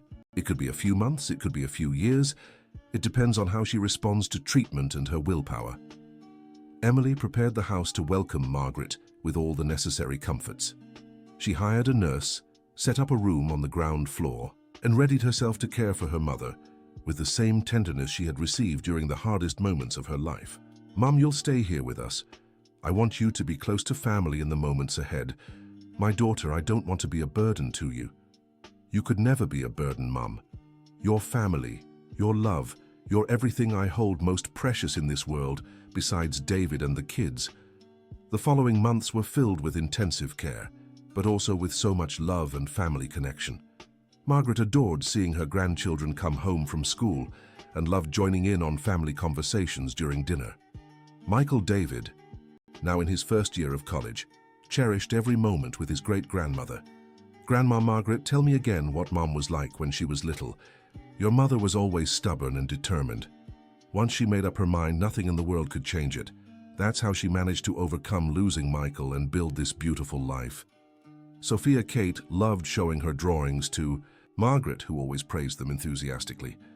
"Grandma, do you really think my drawings are pretty? Or are you just saying that to make me happy?" "My dear, your drawings are beautiful because there's love in every stroke. Art made with love is always beautiful." Richard visited Margaret often, showing the genuine affection he had developed for her over the years. "Margaret, you raised an extraordinary daughter. You must be very proud." "I am proud, but I also know Emily became who she is because she faced challenges that made her stronger. Sometimes life gives us more than we can handle to show us just how strong we are." Jennifer also became a frequent presence in the house, helping Emily care for Margaret. "Emily, do you want me to stay here tonight? You look tired." "Thank you, Jennifer. It is tiring sometimes, but it's also rewarding to give back all the love she gave me." One Sunday afternoon, while the whole family was gathered in the living room, Margaret asked to speak with Emily privately. "My daughter, there's something I need to tell you that I never have." "What is it, Mom?" "When you were pregnant, with Michelle, I dreamed of her. She was a beautiful little girl with curly hair and light eyes. She told me she couldn't stay on Earth for long, but that she came to bring a special message for our family." Emily felt a shiver down her spine. "What message?" "That love never dies. That even when people leave, they keep watching over those they love. Michelle came to teach us that, and even though she left so soon, she fulfilled her purpose." Emily hugged Margaret, moved by the revelation. "Mom, why did you never tell me this before?" "Because I thought it was just the dream of an anxious grandmother. But over time, seeing everything that happened in our family, I realized it was truly a visit. Michelle came to prepare us for all the love that would come after." That night, Emily shared the conversation with David. "Do you believe it?" David asked. "I believe love creates connections we can't fully understand. I believe Michael and Michelle are still present in our lives in mysterious ways." "And does that comfort you?" "Very much. It makes me feel like I was never truly alone, that I've always had protection and guidance, even in the hardest moments." 3 months after the conversation about Michelle, Margaret's health took a sudden turn for the worse. Emily spent her mother's final days by her side, holding her hand and whispering words of love and gratitude. "Mom, thank you for everything you've done for me. Thank you for raising me with so much love, for giving me the strength to overcome loss, for accepting Michael as your own son." Margaret smiled weakly. "My daughter, you made my life worthwhile. Seeing you become this extraordinary woman has been my greatest pride. Now I can go in peace knowing you have a beautiful family and a purposeful life. Mum, when you see Michael and our Michelle, tell them we love them so much and we've never forgotten them." "I will. And I'll watch over you from there, just as I always have from here." Margaret passed away in her sleep, peacefully surrounded by her family's love. It was a serene transition, without suffering, exactly as she had wished. Margaret, Parker's funeral was a celebration of life. Hundreds of people came to pay tribute to the woman who had raised Emily and unconditionally supported the entire family. Margaret Parker was one of the strongest women I've ever known, said Richard during his speech. She raised Emily with so much love that she prepared her to love and be loved by an entire family. She leaves us a legacy of strength, dignity, and unconditional love. Emily, though saddened by the loss, felt at peace knowing Margaret had departed, surrounded by love and proud of the family she had helped build. "Michael, our Michelle, now you have Grandma Margaret keeping you company," she said during the first visit to the cemetery after the funeral. "Take good care of her just as she always took care of us." Dear listener, if you're enjoying the story, please take a moment to like and subscribe to the channel. It really helps those of us just starting out. Now continuing. The following months were spent adjusting to Margaret's absence. Emily deeply missed her mother, but also felt grateful for the opportunity to care for her in her final moments. Michael David, now in his second year of psychology, developed an academic project on adolescent grief, inspired by his family's story. "Mom, I want to write my thesis on how children and teenagers can be helped to process loss in a healthy way." "That's an important topic, sweetheart. You have a unique perspective on this, having grown up knowing Uncle Michael's story." "Exactly. I want to show how children can be taught about death and grief naturally, without trauma, but also without denying the pain." Sophia Kate, now 15, created an art exhibit at school titled Love and Memory, inspired by her family's journey. "Mom, can I use some photos of Uncle Michael and Grandma Margaret in my exhibit?" "Of course." "My love, they'd be so proud to inspire your art." Sophia Kate's exhibit was a success and drew other students' attention to themes of grief and resilience. "Sophia, your paintings are so moving," said a classmate. "How do you paint such deep emotions?" "I grew up in a family where we learned that deep feelings, even sad ones, can be turned into something beautiful. My mom taught me that." Richard, now fully retired, spent his time writing memoirs and bonding with his grandchildren. "Richard, do you ever regret spending so much of your life focused only on business?" Emily asked during lunch one day. "Sometimes, yes. But I've learned it's never too late to change priorities. Losing Michael taught me that relationships matter more than money. Finding you gave me the chance to be a better grandfather than I was a father." "You were a wonderful father, Richard. Michael always spoke of you with pride. But I could have been more present. With Michael David and Sophia Kate, I have the chance to make things right." Jennifer also spent more time with the family, especially after Margaret's passing. She had become a maternal figure to Emily. "Jennifer, thank you for welcoming me as your daughter all these years. Emily, you gave me back the meaning of family. After Michael passed and Richard and I divorced, I felt so alone. You brought joy back into my life. Michael would be happy seeing how we've become a close family. He would. He always wanted the people around him to be happy and love one another." David remained the same understanding and loving partner he'd always been, supporting Emily through every moment, joyful or difficult. "Emily, have you ever thought about slowing down your work pace? You've already done so much for the Institute." "Sometimes I do, but I still feel there's so much work left. I still get letters from people asking for help, still see needs we can meet. But it's also important to take care of yourself. You've dedicated 25 years of your life to the Institute. You deserve time to rest and enjoy life too." "You're right. Maybe it's time to start delegating more responsibilities and focus more on our family." Emily began training a new generation of leaders for the Institute, including Michael David, who showed a natural aptitude for social work. "Michael David, are you sure you want to dedicate your life to this cause?" "I'm certain, Mom. I feel it's my calling. I grew up seeing the transformative impact of your work. I want to continue that legacy." "Then let's start your practical training. You can observe some group therapy sessions and a few individual consultations." Michael David displayed exceptional sensitivity in working with grieving individuals. His youth and energy brought a fresh perspective to the Institute, "Mrs. Emily, your son has a special gift," remarked one of the Institute's psychologists. "People feel comfortable talking to him in such a natural way. He grew up hearing stories of resilience that prepared him to understand that everyone can overcome hardships with the right support." Sophia Kate also began contributing to the Institute through her art projects. She created art therapy workshops for children who had lost parents or siblings. "Aunt Emily, Sophia Kate has an incredible talent for connecting with children through art," said one of the coordinators. "They express themselves in ways they never could in traditional therapy. Sophia has always had a gift for understanding deep emotions. I think it runs in the family." At the 25th anniversary of the Michael Thompson Institute, Emily organized a grand celebration, bringing together beneficiaries, staff, volunteers, and donors from around the world. 25 years ago, I was a young woman shattered by grief, unable to imagine a future. Today, thanks to Richard's love and the support of an extraordinary family, I can say our pain has turned into purpose, our tragedy into hope. The audience of over 2,000 people applauded warmly. Richard, Jennifer, David, Michael David, and Sophia Kate sat in the front row, proud and moved. Michael Thompson lived only 22 years, but his legacy grows every day. Through the Institute, he has directly touched over 100,000 lives, and millions more indirectly. That proves true love is eternal and transformative. Emily paused, observing the hopeful faces in the crowd.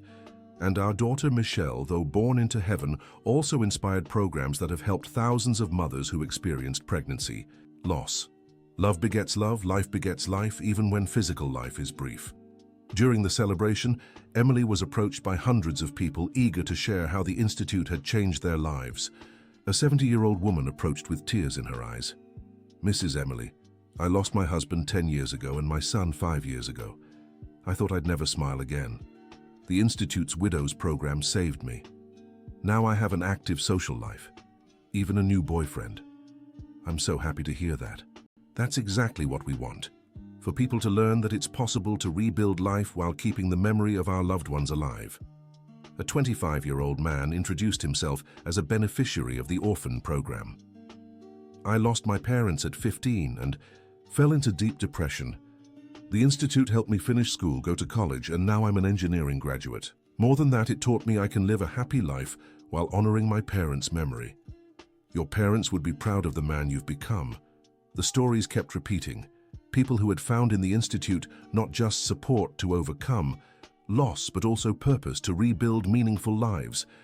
"Michael, did you see all of this today?" said Emily during their nightly conversation. 25 years later, you're still saving lives, healing hearts, rebuilding families." Michael David, now 20, and in his final year of psychology, appeared at the bedroom door. "Mom, can I talk to Uncle Michael too?" "Always, sweetheart." The young man approached and spoke to the photo with the maturity of someone who had grown up understanding the power of transcendent love. "Uncle Michael, today I finished my internship at the Institute and got feedback from my supervisor. She said I have a natural calling for this work. I think you helped me develop this sensitivity." Emily smiled, seeing how Michael David had become a young man aware of his purpose. "What else do you want to say to him?" "I want to say I plan to specialize in childhood grief. I want to help kids who've lost parents, just like I had parents who helped me even after losing important people. I'm sure you'll be an extraordinary psychologist." Sophia Kate, now 17 and about to graduate high school, also appeared in the room. "Can I join the conversation with Uncle Michael?" "Of course, sweetheart." Sophia sat on the bed beside Emily and Michael David. "Uncle Michael, I've decided to study art therapy specifically to work with orphan children. I want to use art to help them express feelings they can't put into words." "That's a beautiful choice, Sophia," said Emily. "Art really has a unique healing power. And Mum, I want you to know that growing up knowing your story with Uncle Michael taught me that true love never ends. It gave me the confidence to love without fear, to give myself fully to relationships." Emily hugged both children, feeling fulfilled, seeing how they'd grown with solid values and clear purpose. "Michael, our children are becoming exactly the kind of people you'd want them to be. Compassionate, determined, aware they can make a difference in the world. David entered the room and found the three talking to Michael. "Can I join the family conversation?" "Always, love." David sat on the bed, completing the family circle. "Michael, I want to thank you for loving Emily in a way that prepared her to love our family. I want to thank you for leaving Richard and Jennifer in our lives, and I want to thank you for still inspiring our children to be better people." Emily was moved seeing how David always included Michael in family conversations, so naturally and respectfully. "You know what makes me proudest?" said Emily. "That we've built a family where past, present, and future coexist in harmony. Michael is part of who we are, but he doesn't keep us from being happy now or dreaming about the future." Michael David agreed. "It's true, Mom. Uncle Michael was never a ghost haunting our family. He was always a guiding light." "Sophia," Kate added, "and little sister Michelle too. Even though I never met her, I always felt like I had a special sister watching over me." Emily cried with emotion, hearing how her children had understood and embraced the full complexity of their family's story. "I think we did it, Michael. We built a family based on love, truth, and resilience. We honored you and our Michelle by creating a full and happy life." That night, as everyone settled to sleep, Emily stayed awake for hours reflecting on the extraordinary journey she'd lived, from an insecure young waitress to a globally respected social leader. From a person lost in grief to a fulfilled mother and happy wife. From someone who thought life was over to someone who proved love can transcend any obstacle. "Thank you, Michael," she whispered in the darkness of the bedroom. "Thank you for loving me in a way that changed me forever. Thank you for preparing me for all the happiness that would come later. Thank you for still being part of our family in such a beautiful and natural way."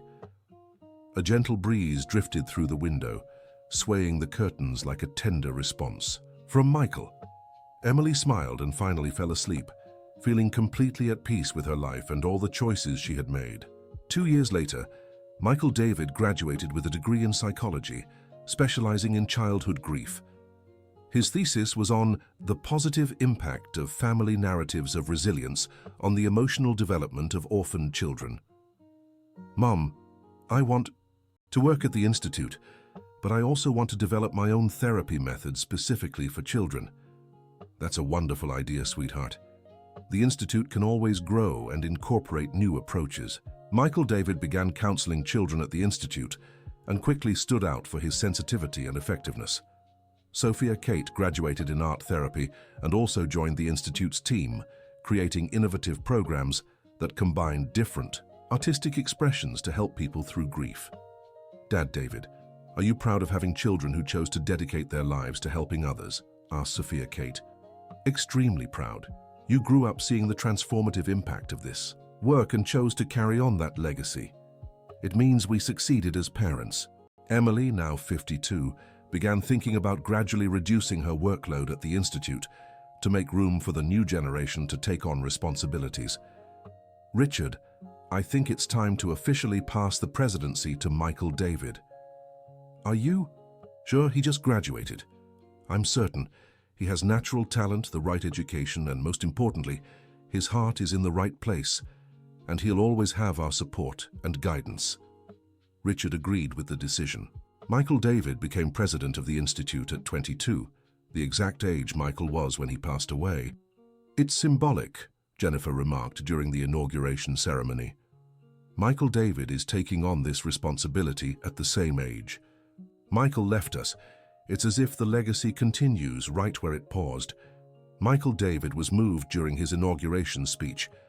"I accept this presidency not only in honor of my Uncle Michael's memory, but also the tireless work of my mother Emily, my grandfather Richard, and our entire family, who built this institute with so much love." The audience applauded warmly. Emily was visibly proud and emotional. "I promise to continue the mission of turning pain into purpose, grief into strength, and despair into hope. And I promise to innovate, always respecting the core principles that have guided this institute for nearly 3 decades." Sophia Kate was named Director of Artistic Programs, taking on the responsibility of expanding art therapy across all the Institute's initiatives. Emily retained the title of honorary president and focused more on international speaking engagements and developing new institutes in other countries. "Now I can travel more with you," she told David. "We can visit all the Michael Thompson Institutes around the world and have more time for us. I'm looking forward to this new chapter. We deserve to enjoy our marriage a little more."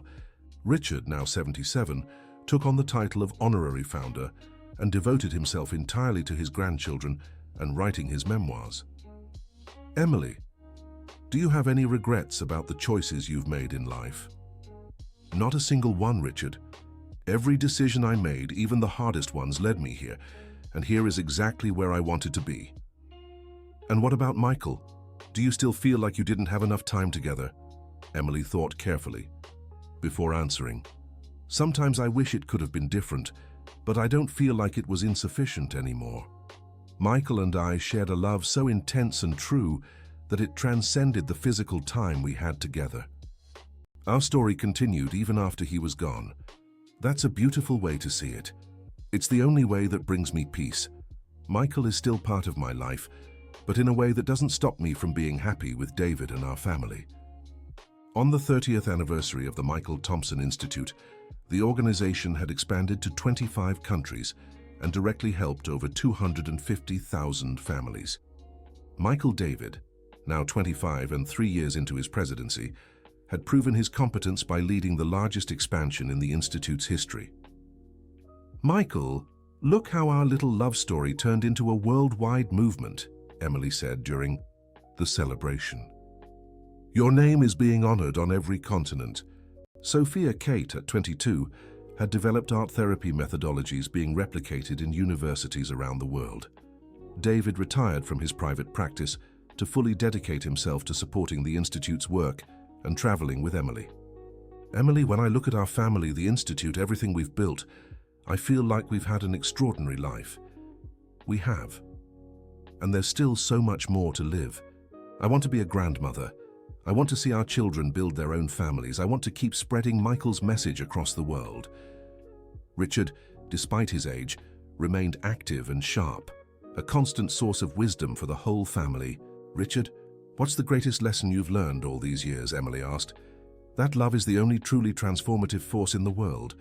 Everything we built came from the love Michael planted, that you nurtured and that our family multiplied." Jennifer, at 75, was still engaged and affectionate with everyone. "Jennifer, do you feel fulfilled with the life we've built together?" "Completely fulfilled, Emily. When Michael left, I thought I'd never be happy again, but you gave me a bigger, more loving family than I could have imagined."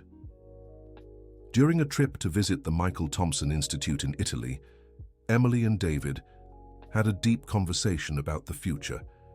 "David, do you want grandchildren?" "Of course I do. Why do you ask?"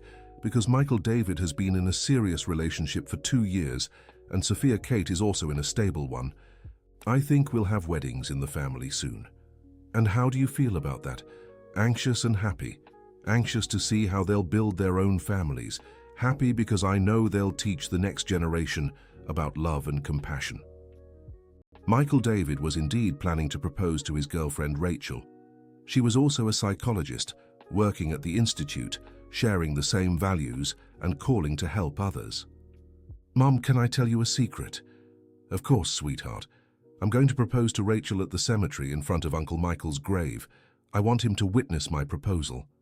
Emily was deeply moved by the idea. "That's a beautiful choice, Michael David. I'm sure Michael will be so happy to witness your engagement. And do you think Rachel will like the idea? She knows our story. She understands how important Michael is to our family. I'm sure she'll be touched." The proposal happened on a Monday morning, in the same place where Emily and Richard had first met 28 years earlier. Michael David knelt before Michael's grave with Rachel beside him. "Uncle Michael, I want you to witness my marriage proposal. Rachel, will you marry me and build a family based on love, compassion, and the purpose of helping others?" Rachel cried with emotion and immediately accepted. "Yes, Michael David. I want to build a family that honors the memory of your uncle and continues the legacy of love you all created." Emily, Richard, David, Sophia Kate, and Jennifer were hiding behind a nearby tree watching the special moment. Michael is smiling, Emily whispered to Richard. I can feel it. The wedding of Michael, David, and Rachel was a heartfelt celebration that brought together the entire extended family and hundreds of friends and colleagues from the Institute. Emily was radiant seeing her son get married. She wore the same pendant Michael had given her and brought an extra red rose to leave at his grave before the ceremony.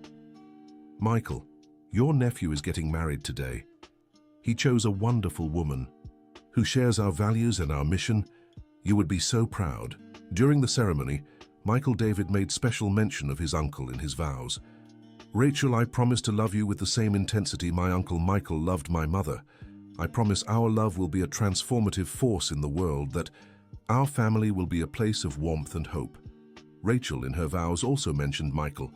Michael David, I accept being part of this extraordinary family that turned tragedy into purpose. I promise to honor Michael's memory and continue the legacy of love he left behind. Sophia Kate was moved, seeing her brother get married. Mum, I think I want to get married soon too. To Matthew? Yes.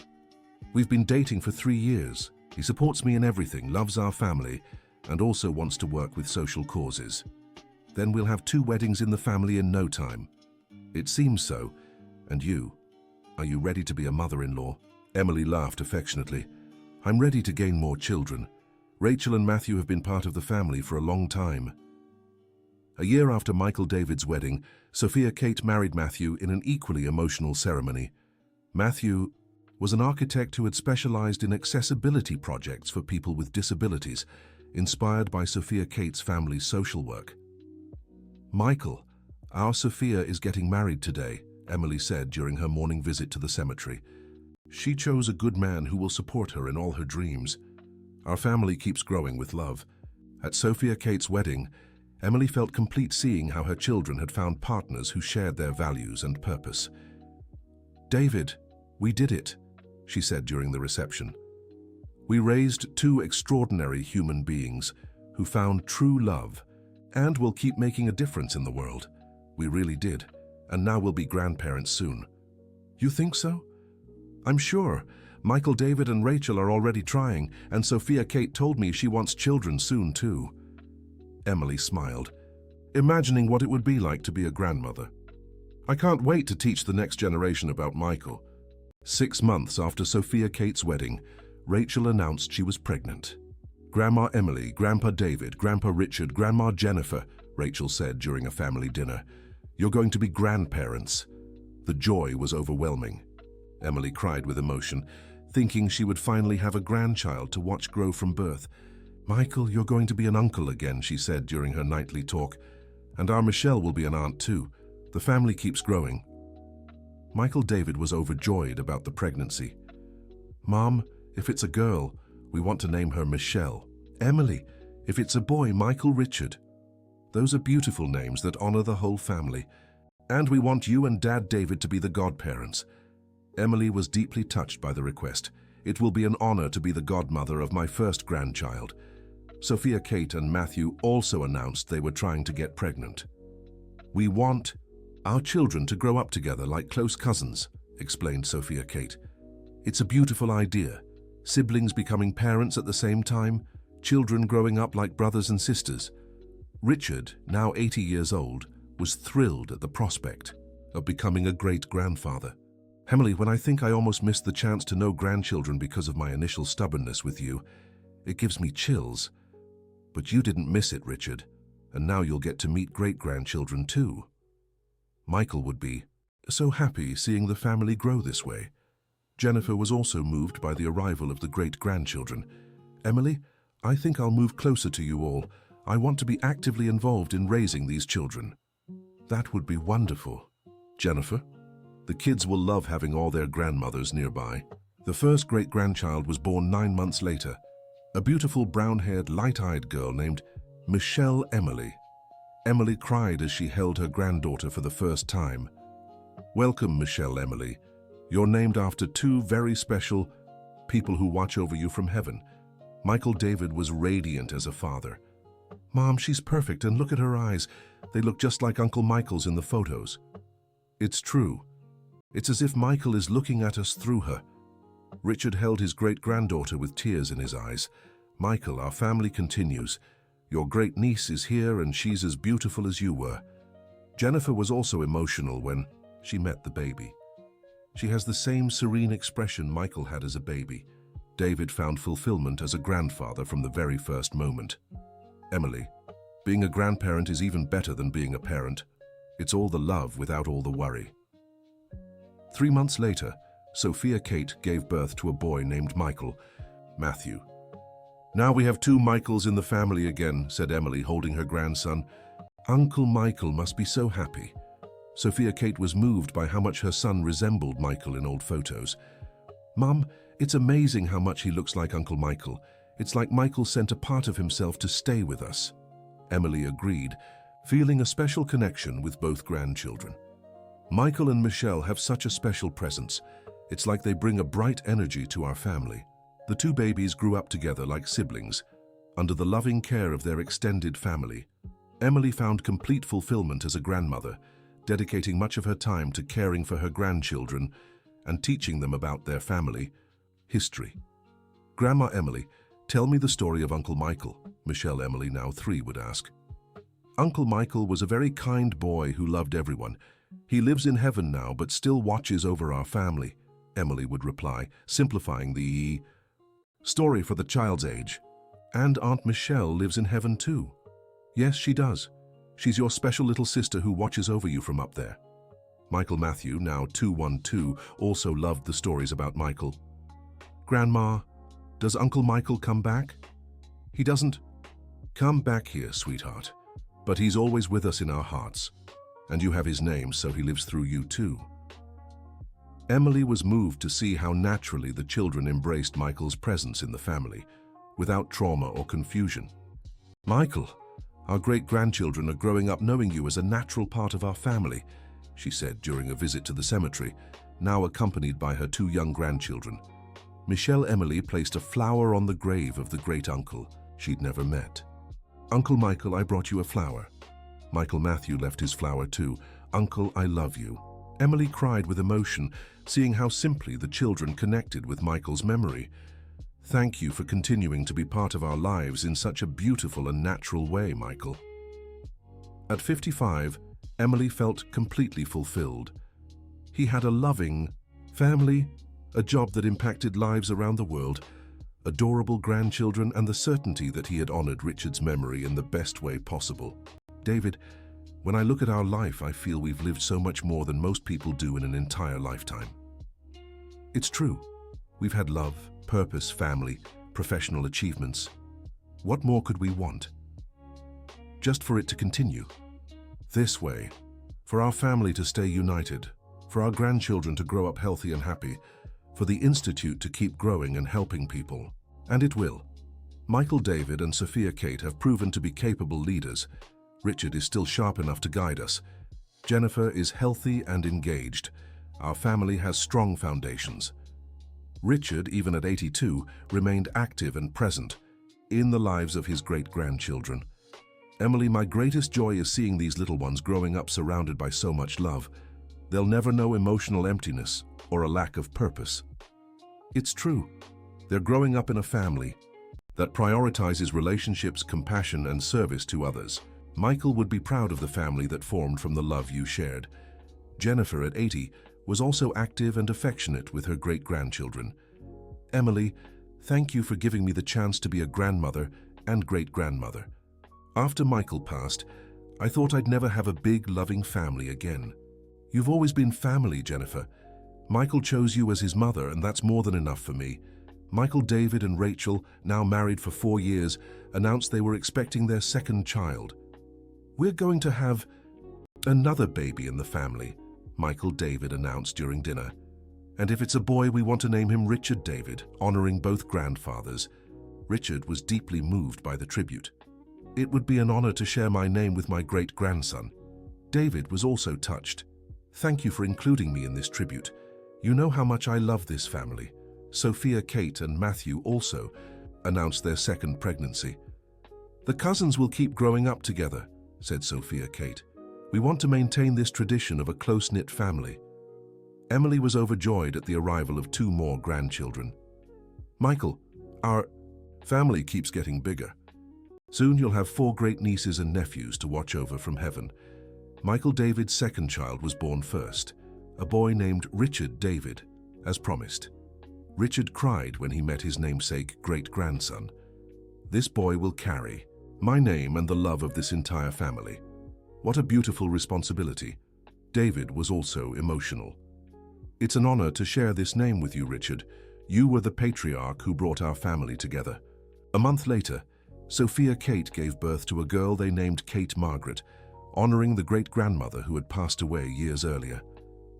"Margaret would be so proud," said Emily, holding her granddaughter who bore her mother's name. "She always wanted to see our family grow and multiply." Now Emily had 4 grandchildren: Michelle Emily, 4 years old, Michael Matthew, 3 years old, Richard David, 6 months, and Kate Margaret, 1 month.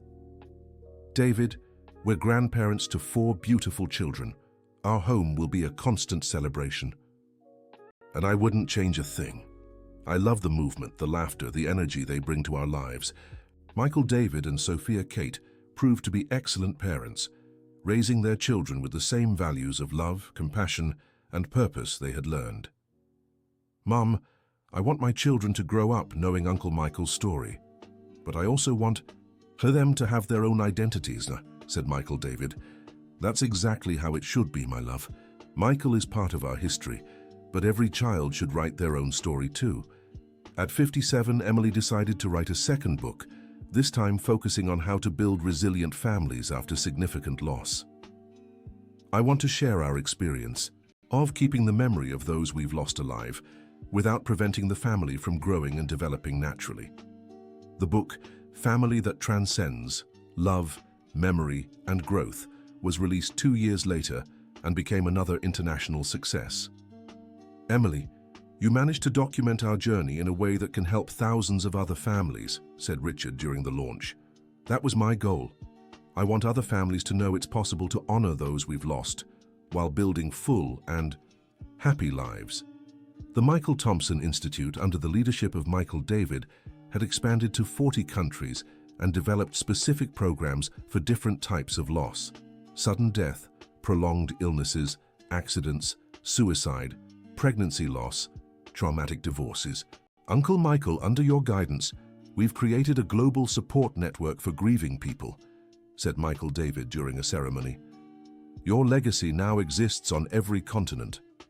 Sophia Kate had developed art therapy methodologies that became a global reference and were taught in universities across many countries. "Michael, through art, we're helping people express pain they can't put into words," she said. "Art truly heals in mysterious ways." Richard, even at 85, remained sharp and engaged, serving as a constant source of wisdom for the whole family. "Emily, when I look at everything we've built, I feel my life had a greater purpose than just making money. Losing Michael was painful, but finding you and building this family has been the greatest blessing of my life." "Sinus for me too, Richard. You gave me a family, a mission, a purpose. You taught me we can choose what to do with our pain." Jennifer, at 83, stayed healthy and was a constant loving presence in the lives of her great-grandchildren. "Emily, my great-grandchildren will never know what it's like to grow up without loving grandparents. That's a rare privilege." It's true. They're growing up surrounded by so much love and wisdom. During the 35th anniversary of the Michael Thompson Institute, Emily gave an emotional speech to an audience of over 5,000 people. 35 years ago, Michael Thompson was just a passionate young man who dreamed of starting a family and helping others. Today, his name is on institutes around the world. His story has inspired books and films, and his memory lives on in hundreds of thousands of lives touched by our work. The audience rose in a standing ovation that lasted 10 minutes. But the most important thing isn't the numbers or the recognition. The most important thing is that we've proven true love is indestructible, that it can survive physical death and multiply endlessly through compassionate action. Emily paused, looking at her family in the front row: David, Michael David and Rachel with their 2 children, Sophia Kate and Matthew with their 2 daughters, Richard and Jennifer. "Michael, look at the family that grew from our love. Look at how many lives have been touched, how many people found hope, how many families rebuilt themselves. Your love is still transforming the world, 35 years after your passing. After the event, the family gathered at home for an intimate celebration. Michelle Emily, now 9, approached Emily. "Grandma, when I grow up, I want to work at Uncle Michael's Institute too." "You can choose any profession you want, sweetheart. What matters is always acting with love and compassion. But I want to help sad people like you do," Michael Matthew, now 8, chimed in. "Me too, Grandma. I want to be a psychologist like my dad." Emily smiled, seeing how the third generation already shared the same values of compassion. "Michael, do you see? Our great-grandchildren already want to carry on your legacy. Your love will pass from generation to generation." Richard David, now 5 years old, looked a lot like Richard in his youth. "Grandpa Richard, were you just like me when you were little?" "Very much so, my grandson, but you'll be a much better person than I was." "Why?" "Because you're growing up in a family that teaches you about love and compassion from an early age. I only learned that when I met your grandma Emily." Kate Margaret, at 4 years old, was the most artistic in the family, always drawing and singing. "Grandma Emily, was great-grandma Margaret just like me?" "Very much so, my love. She also loved music and was very affectionate with everyone." That night, after everyone had gone to bed, Emily had her nightly conversation with Michael. "Michael, 35 years have passed since we were physically separated. But look at all that's happened since then. Look at the family we have, the work we've done, the lives we've touched." Emily glanced at the family photos scattered around the room: weddings, births, graduations, trips, moments of pure happiness. "Our love created all this, Michael. Our story became hope for millions of people around the world. I think we've honored our Michelle and you in the best way possible." A gentle breeze came through the window, swaying the curtains in a comforting way. "Thank you for continuing to watch over us, my love. Thank you for teaching me that true love never dies. It just transforms into something even more beautiful." Emily smiled and prepared to sleep, feeling completely fulfilled and at peace with the extraordinary life she had built. At 60, Emily decided it was time to officially retire from all institute activities to dedicate herself fully to her family and grandchildren. "Michael David, the institute is in excellent hands. You and Sophia Kate have proven you can lead with competence and compassion. Thank you for your trust, Mom. We'll continue honoring Uncle Michael's legacy and his leadership." Emily spent her days caring for her grandchildren, traveling with David, writing her memoirs, and giving occasional talks on resilience and overcoming adversity. "David, at 60, I can finally say I've lived a full life. I've loved deeply twice, been a fulfilled mother and grandmother, built work that impacts lives worldwide, and kept a family united through decades. And we still have so much to live. Together, Emily.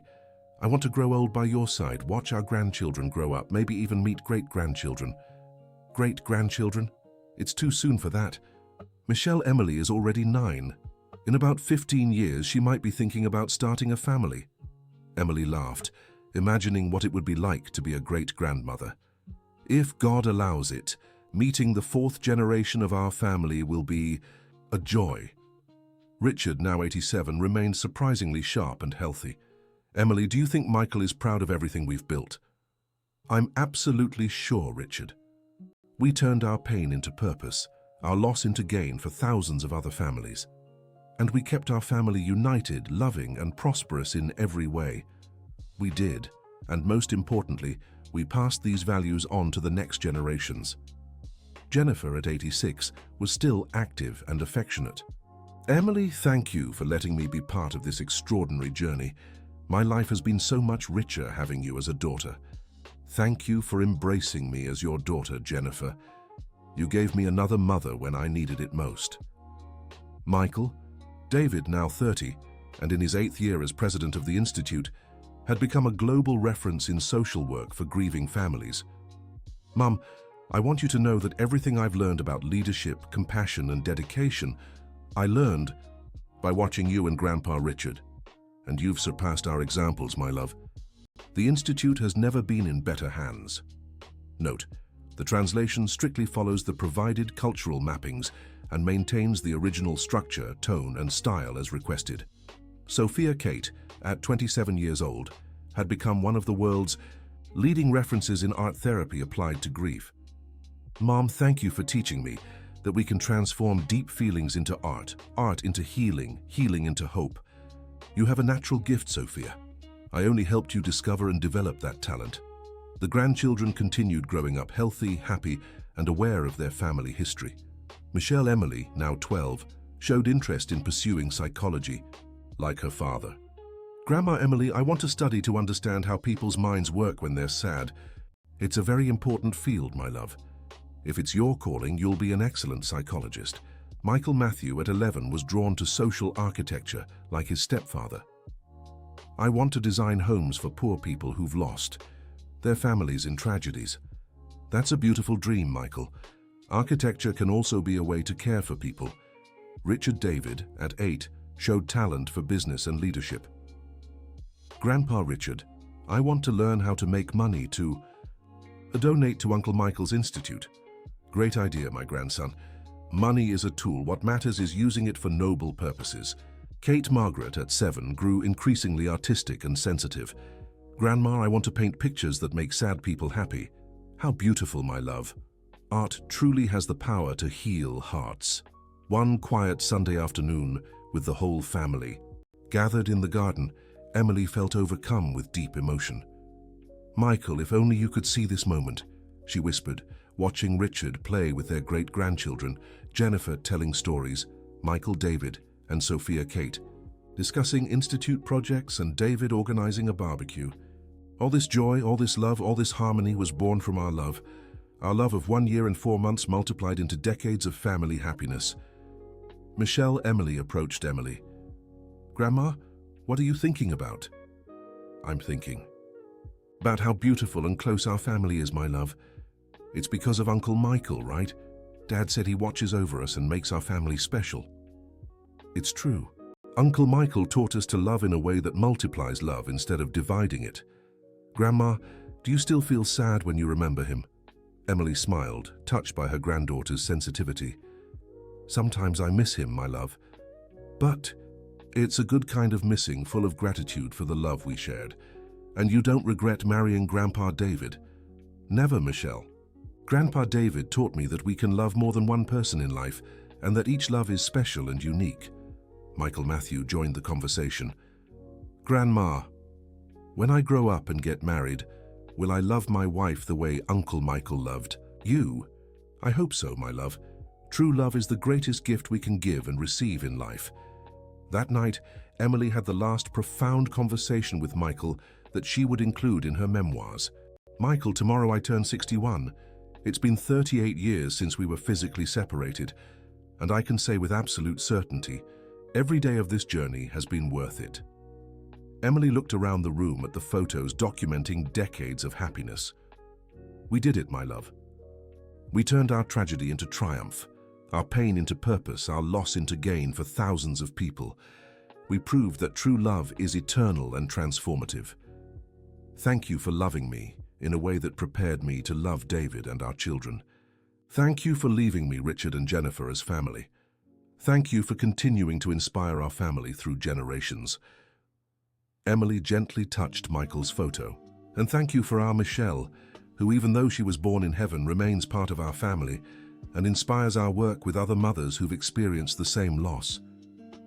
A solitary tear rolled down Emily's face, but it was a tear of gratitude, not sadness. I love you, Michael Thompson. I always have and I always will, and our love will continue to live on through our family, the Institute, and all the lives we've touched. We achieved the eternity we dreamed of, just in a different way than we imagined when we were young. Emily smiled and prepared to sleep, knowing she had kept every promise she had made to Michael over the years. The next day, at her 61st birthday celebration, Emily was surrounded by her entire family, close friends, and colleagues from the Institute. Michael David gave a heartfelt speech in honor of his mother. Mom, you taught us that it's possible to be happy and miss someone at the same time. You taught us that true love never dies. It only transforms. You showed us we can choose what to do with our pain. Let it destroy us or use it to build something beautiful." The audience applauded warmly. "On behalf of our whole family and everyone touched by your work, thank you for turning your own tragedy into hope for millions of people around the world." Sophia Kate also paid tribute. "Mom, you're our daily inspiration. You showed us how to honor the past without being trapped by it, how to love deeply without fear of future loss." Richard, even at 87, made sure to honor Emily. "Emily, 38 years ago, you were a young woman lost in grief when I found you crying at the cemetery. Today, you're one of the most admired and respected women in the world. But to me, you'll always be the daughter of my heart, the one who taught me the true meaning of family." Jennifer spoke with emotion. "Emily, thank you for letting me be an extra mother to you. Thank you for giving me grandchildren and great-grandchildren to love. Thank you for turning the pain of losing Michael into a journey of love and family growth." David, her husband of 20 years, gave the final tribute. "Emily, you're the most extraordinary woman I've ever known. You loved Michael deeply, built a beautiful family with me, raised incredible children, and touched millions of lives through your work. You've proven the human heart has infinite capacity for love and resilience." Emily was deeply moved by all the tributes. "Thank you, everyone, for being part of this extraordinary journey. Alone, I could never have achieved what we've done together. Michael taught me how to love. You all taught me how to multiply that love."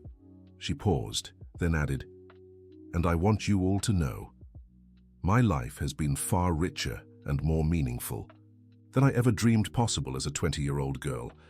I've had 2 great loves, a close-knit family, transformative work, and adorable grandchildren. I am a woman completely fulfilled." After the celebration, as the family helped tidy up, Emily approached Emily. "Grandma, can I ask you something?" "Of course, sweetheart."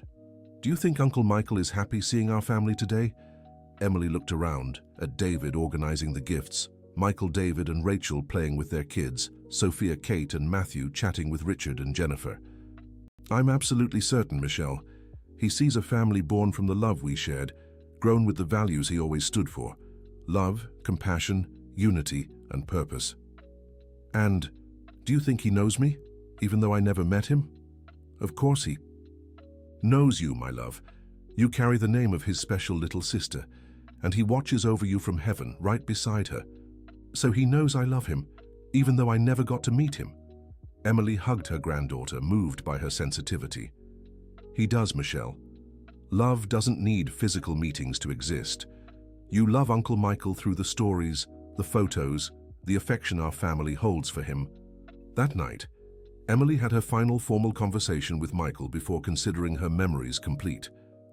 "Michael, today I turned 61, surrounded by an extraordinary family born from our love. I couldn't ask for more from life. We achieved everything we dreamed of when we were young sweethearts. A big, close-knit family, children raised with love, work that makes a difference in the world, a legacy that will last for generations. Thank you for preparing me for this extraordinary life through the pure and true love we shared. Thank you for continuing to be part of our family in such a natural and beautiful way." Emily smiled and closed the diary where she had written her memories over the past few months. "Our story is complete, Michael, and it's a beautiful story full of love, resilience, and hope. Exactly as you would have wanted it." End of story. Now tell us what you thought of the story and where you're reading from. If you have something to share with us, leave a sincere comment below. Do you think Emily made the right decisions throughout her journey? We'd love to hear your thoughts on how love can truly transcend physical life and become a lasting legacy. Thank you so much for being here with us.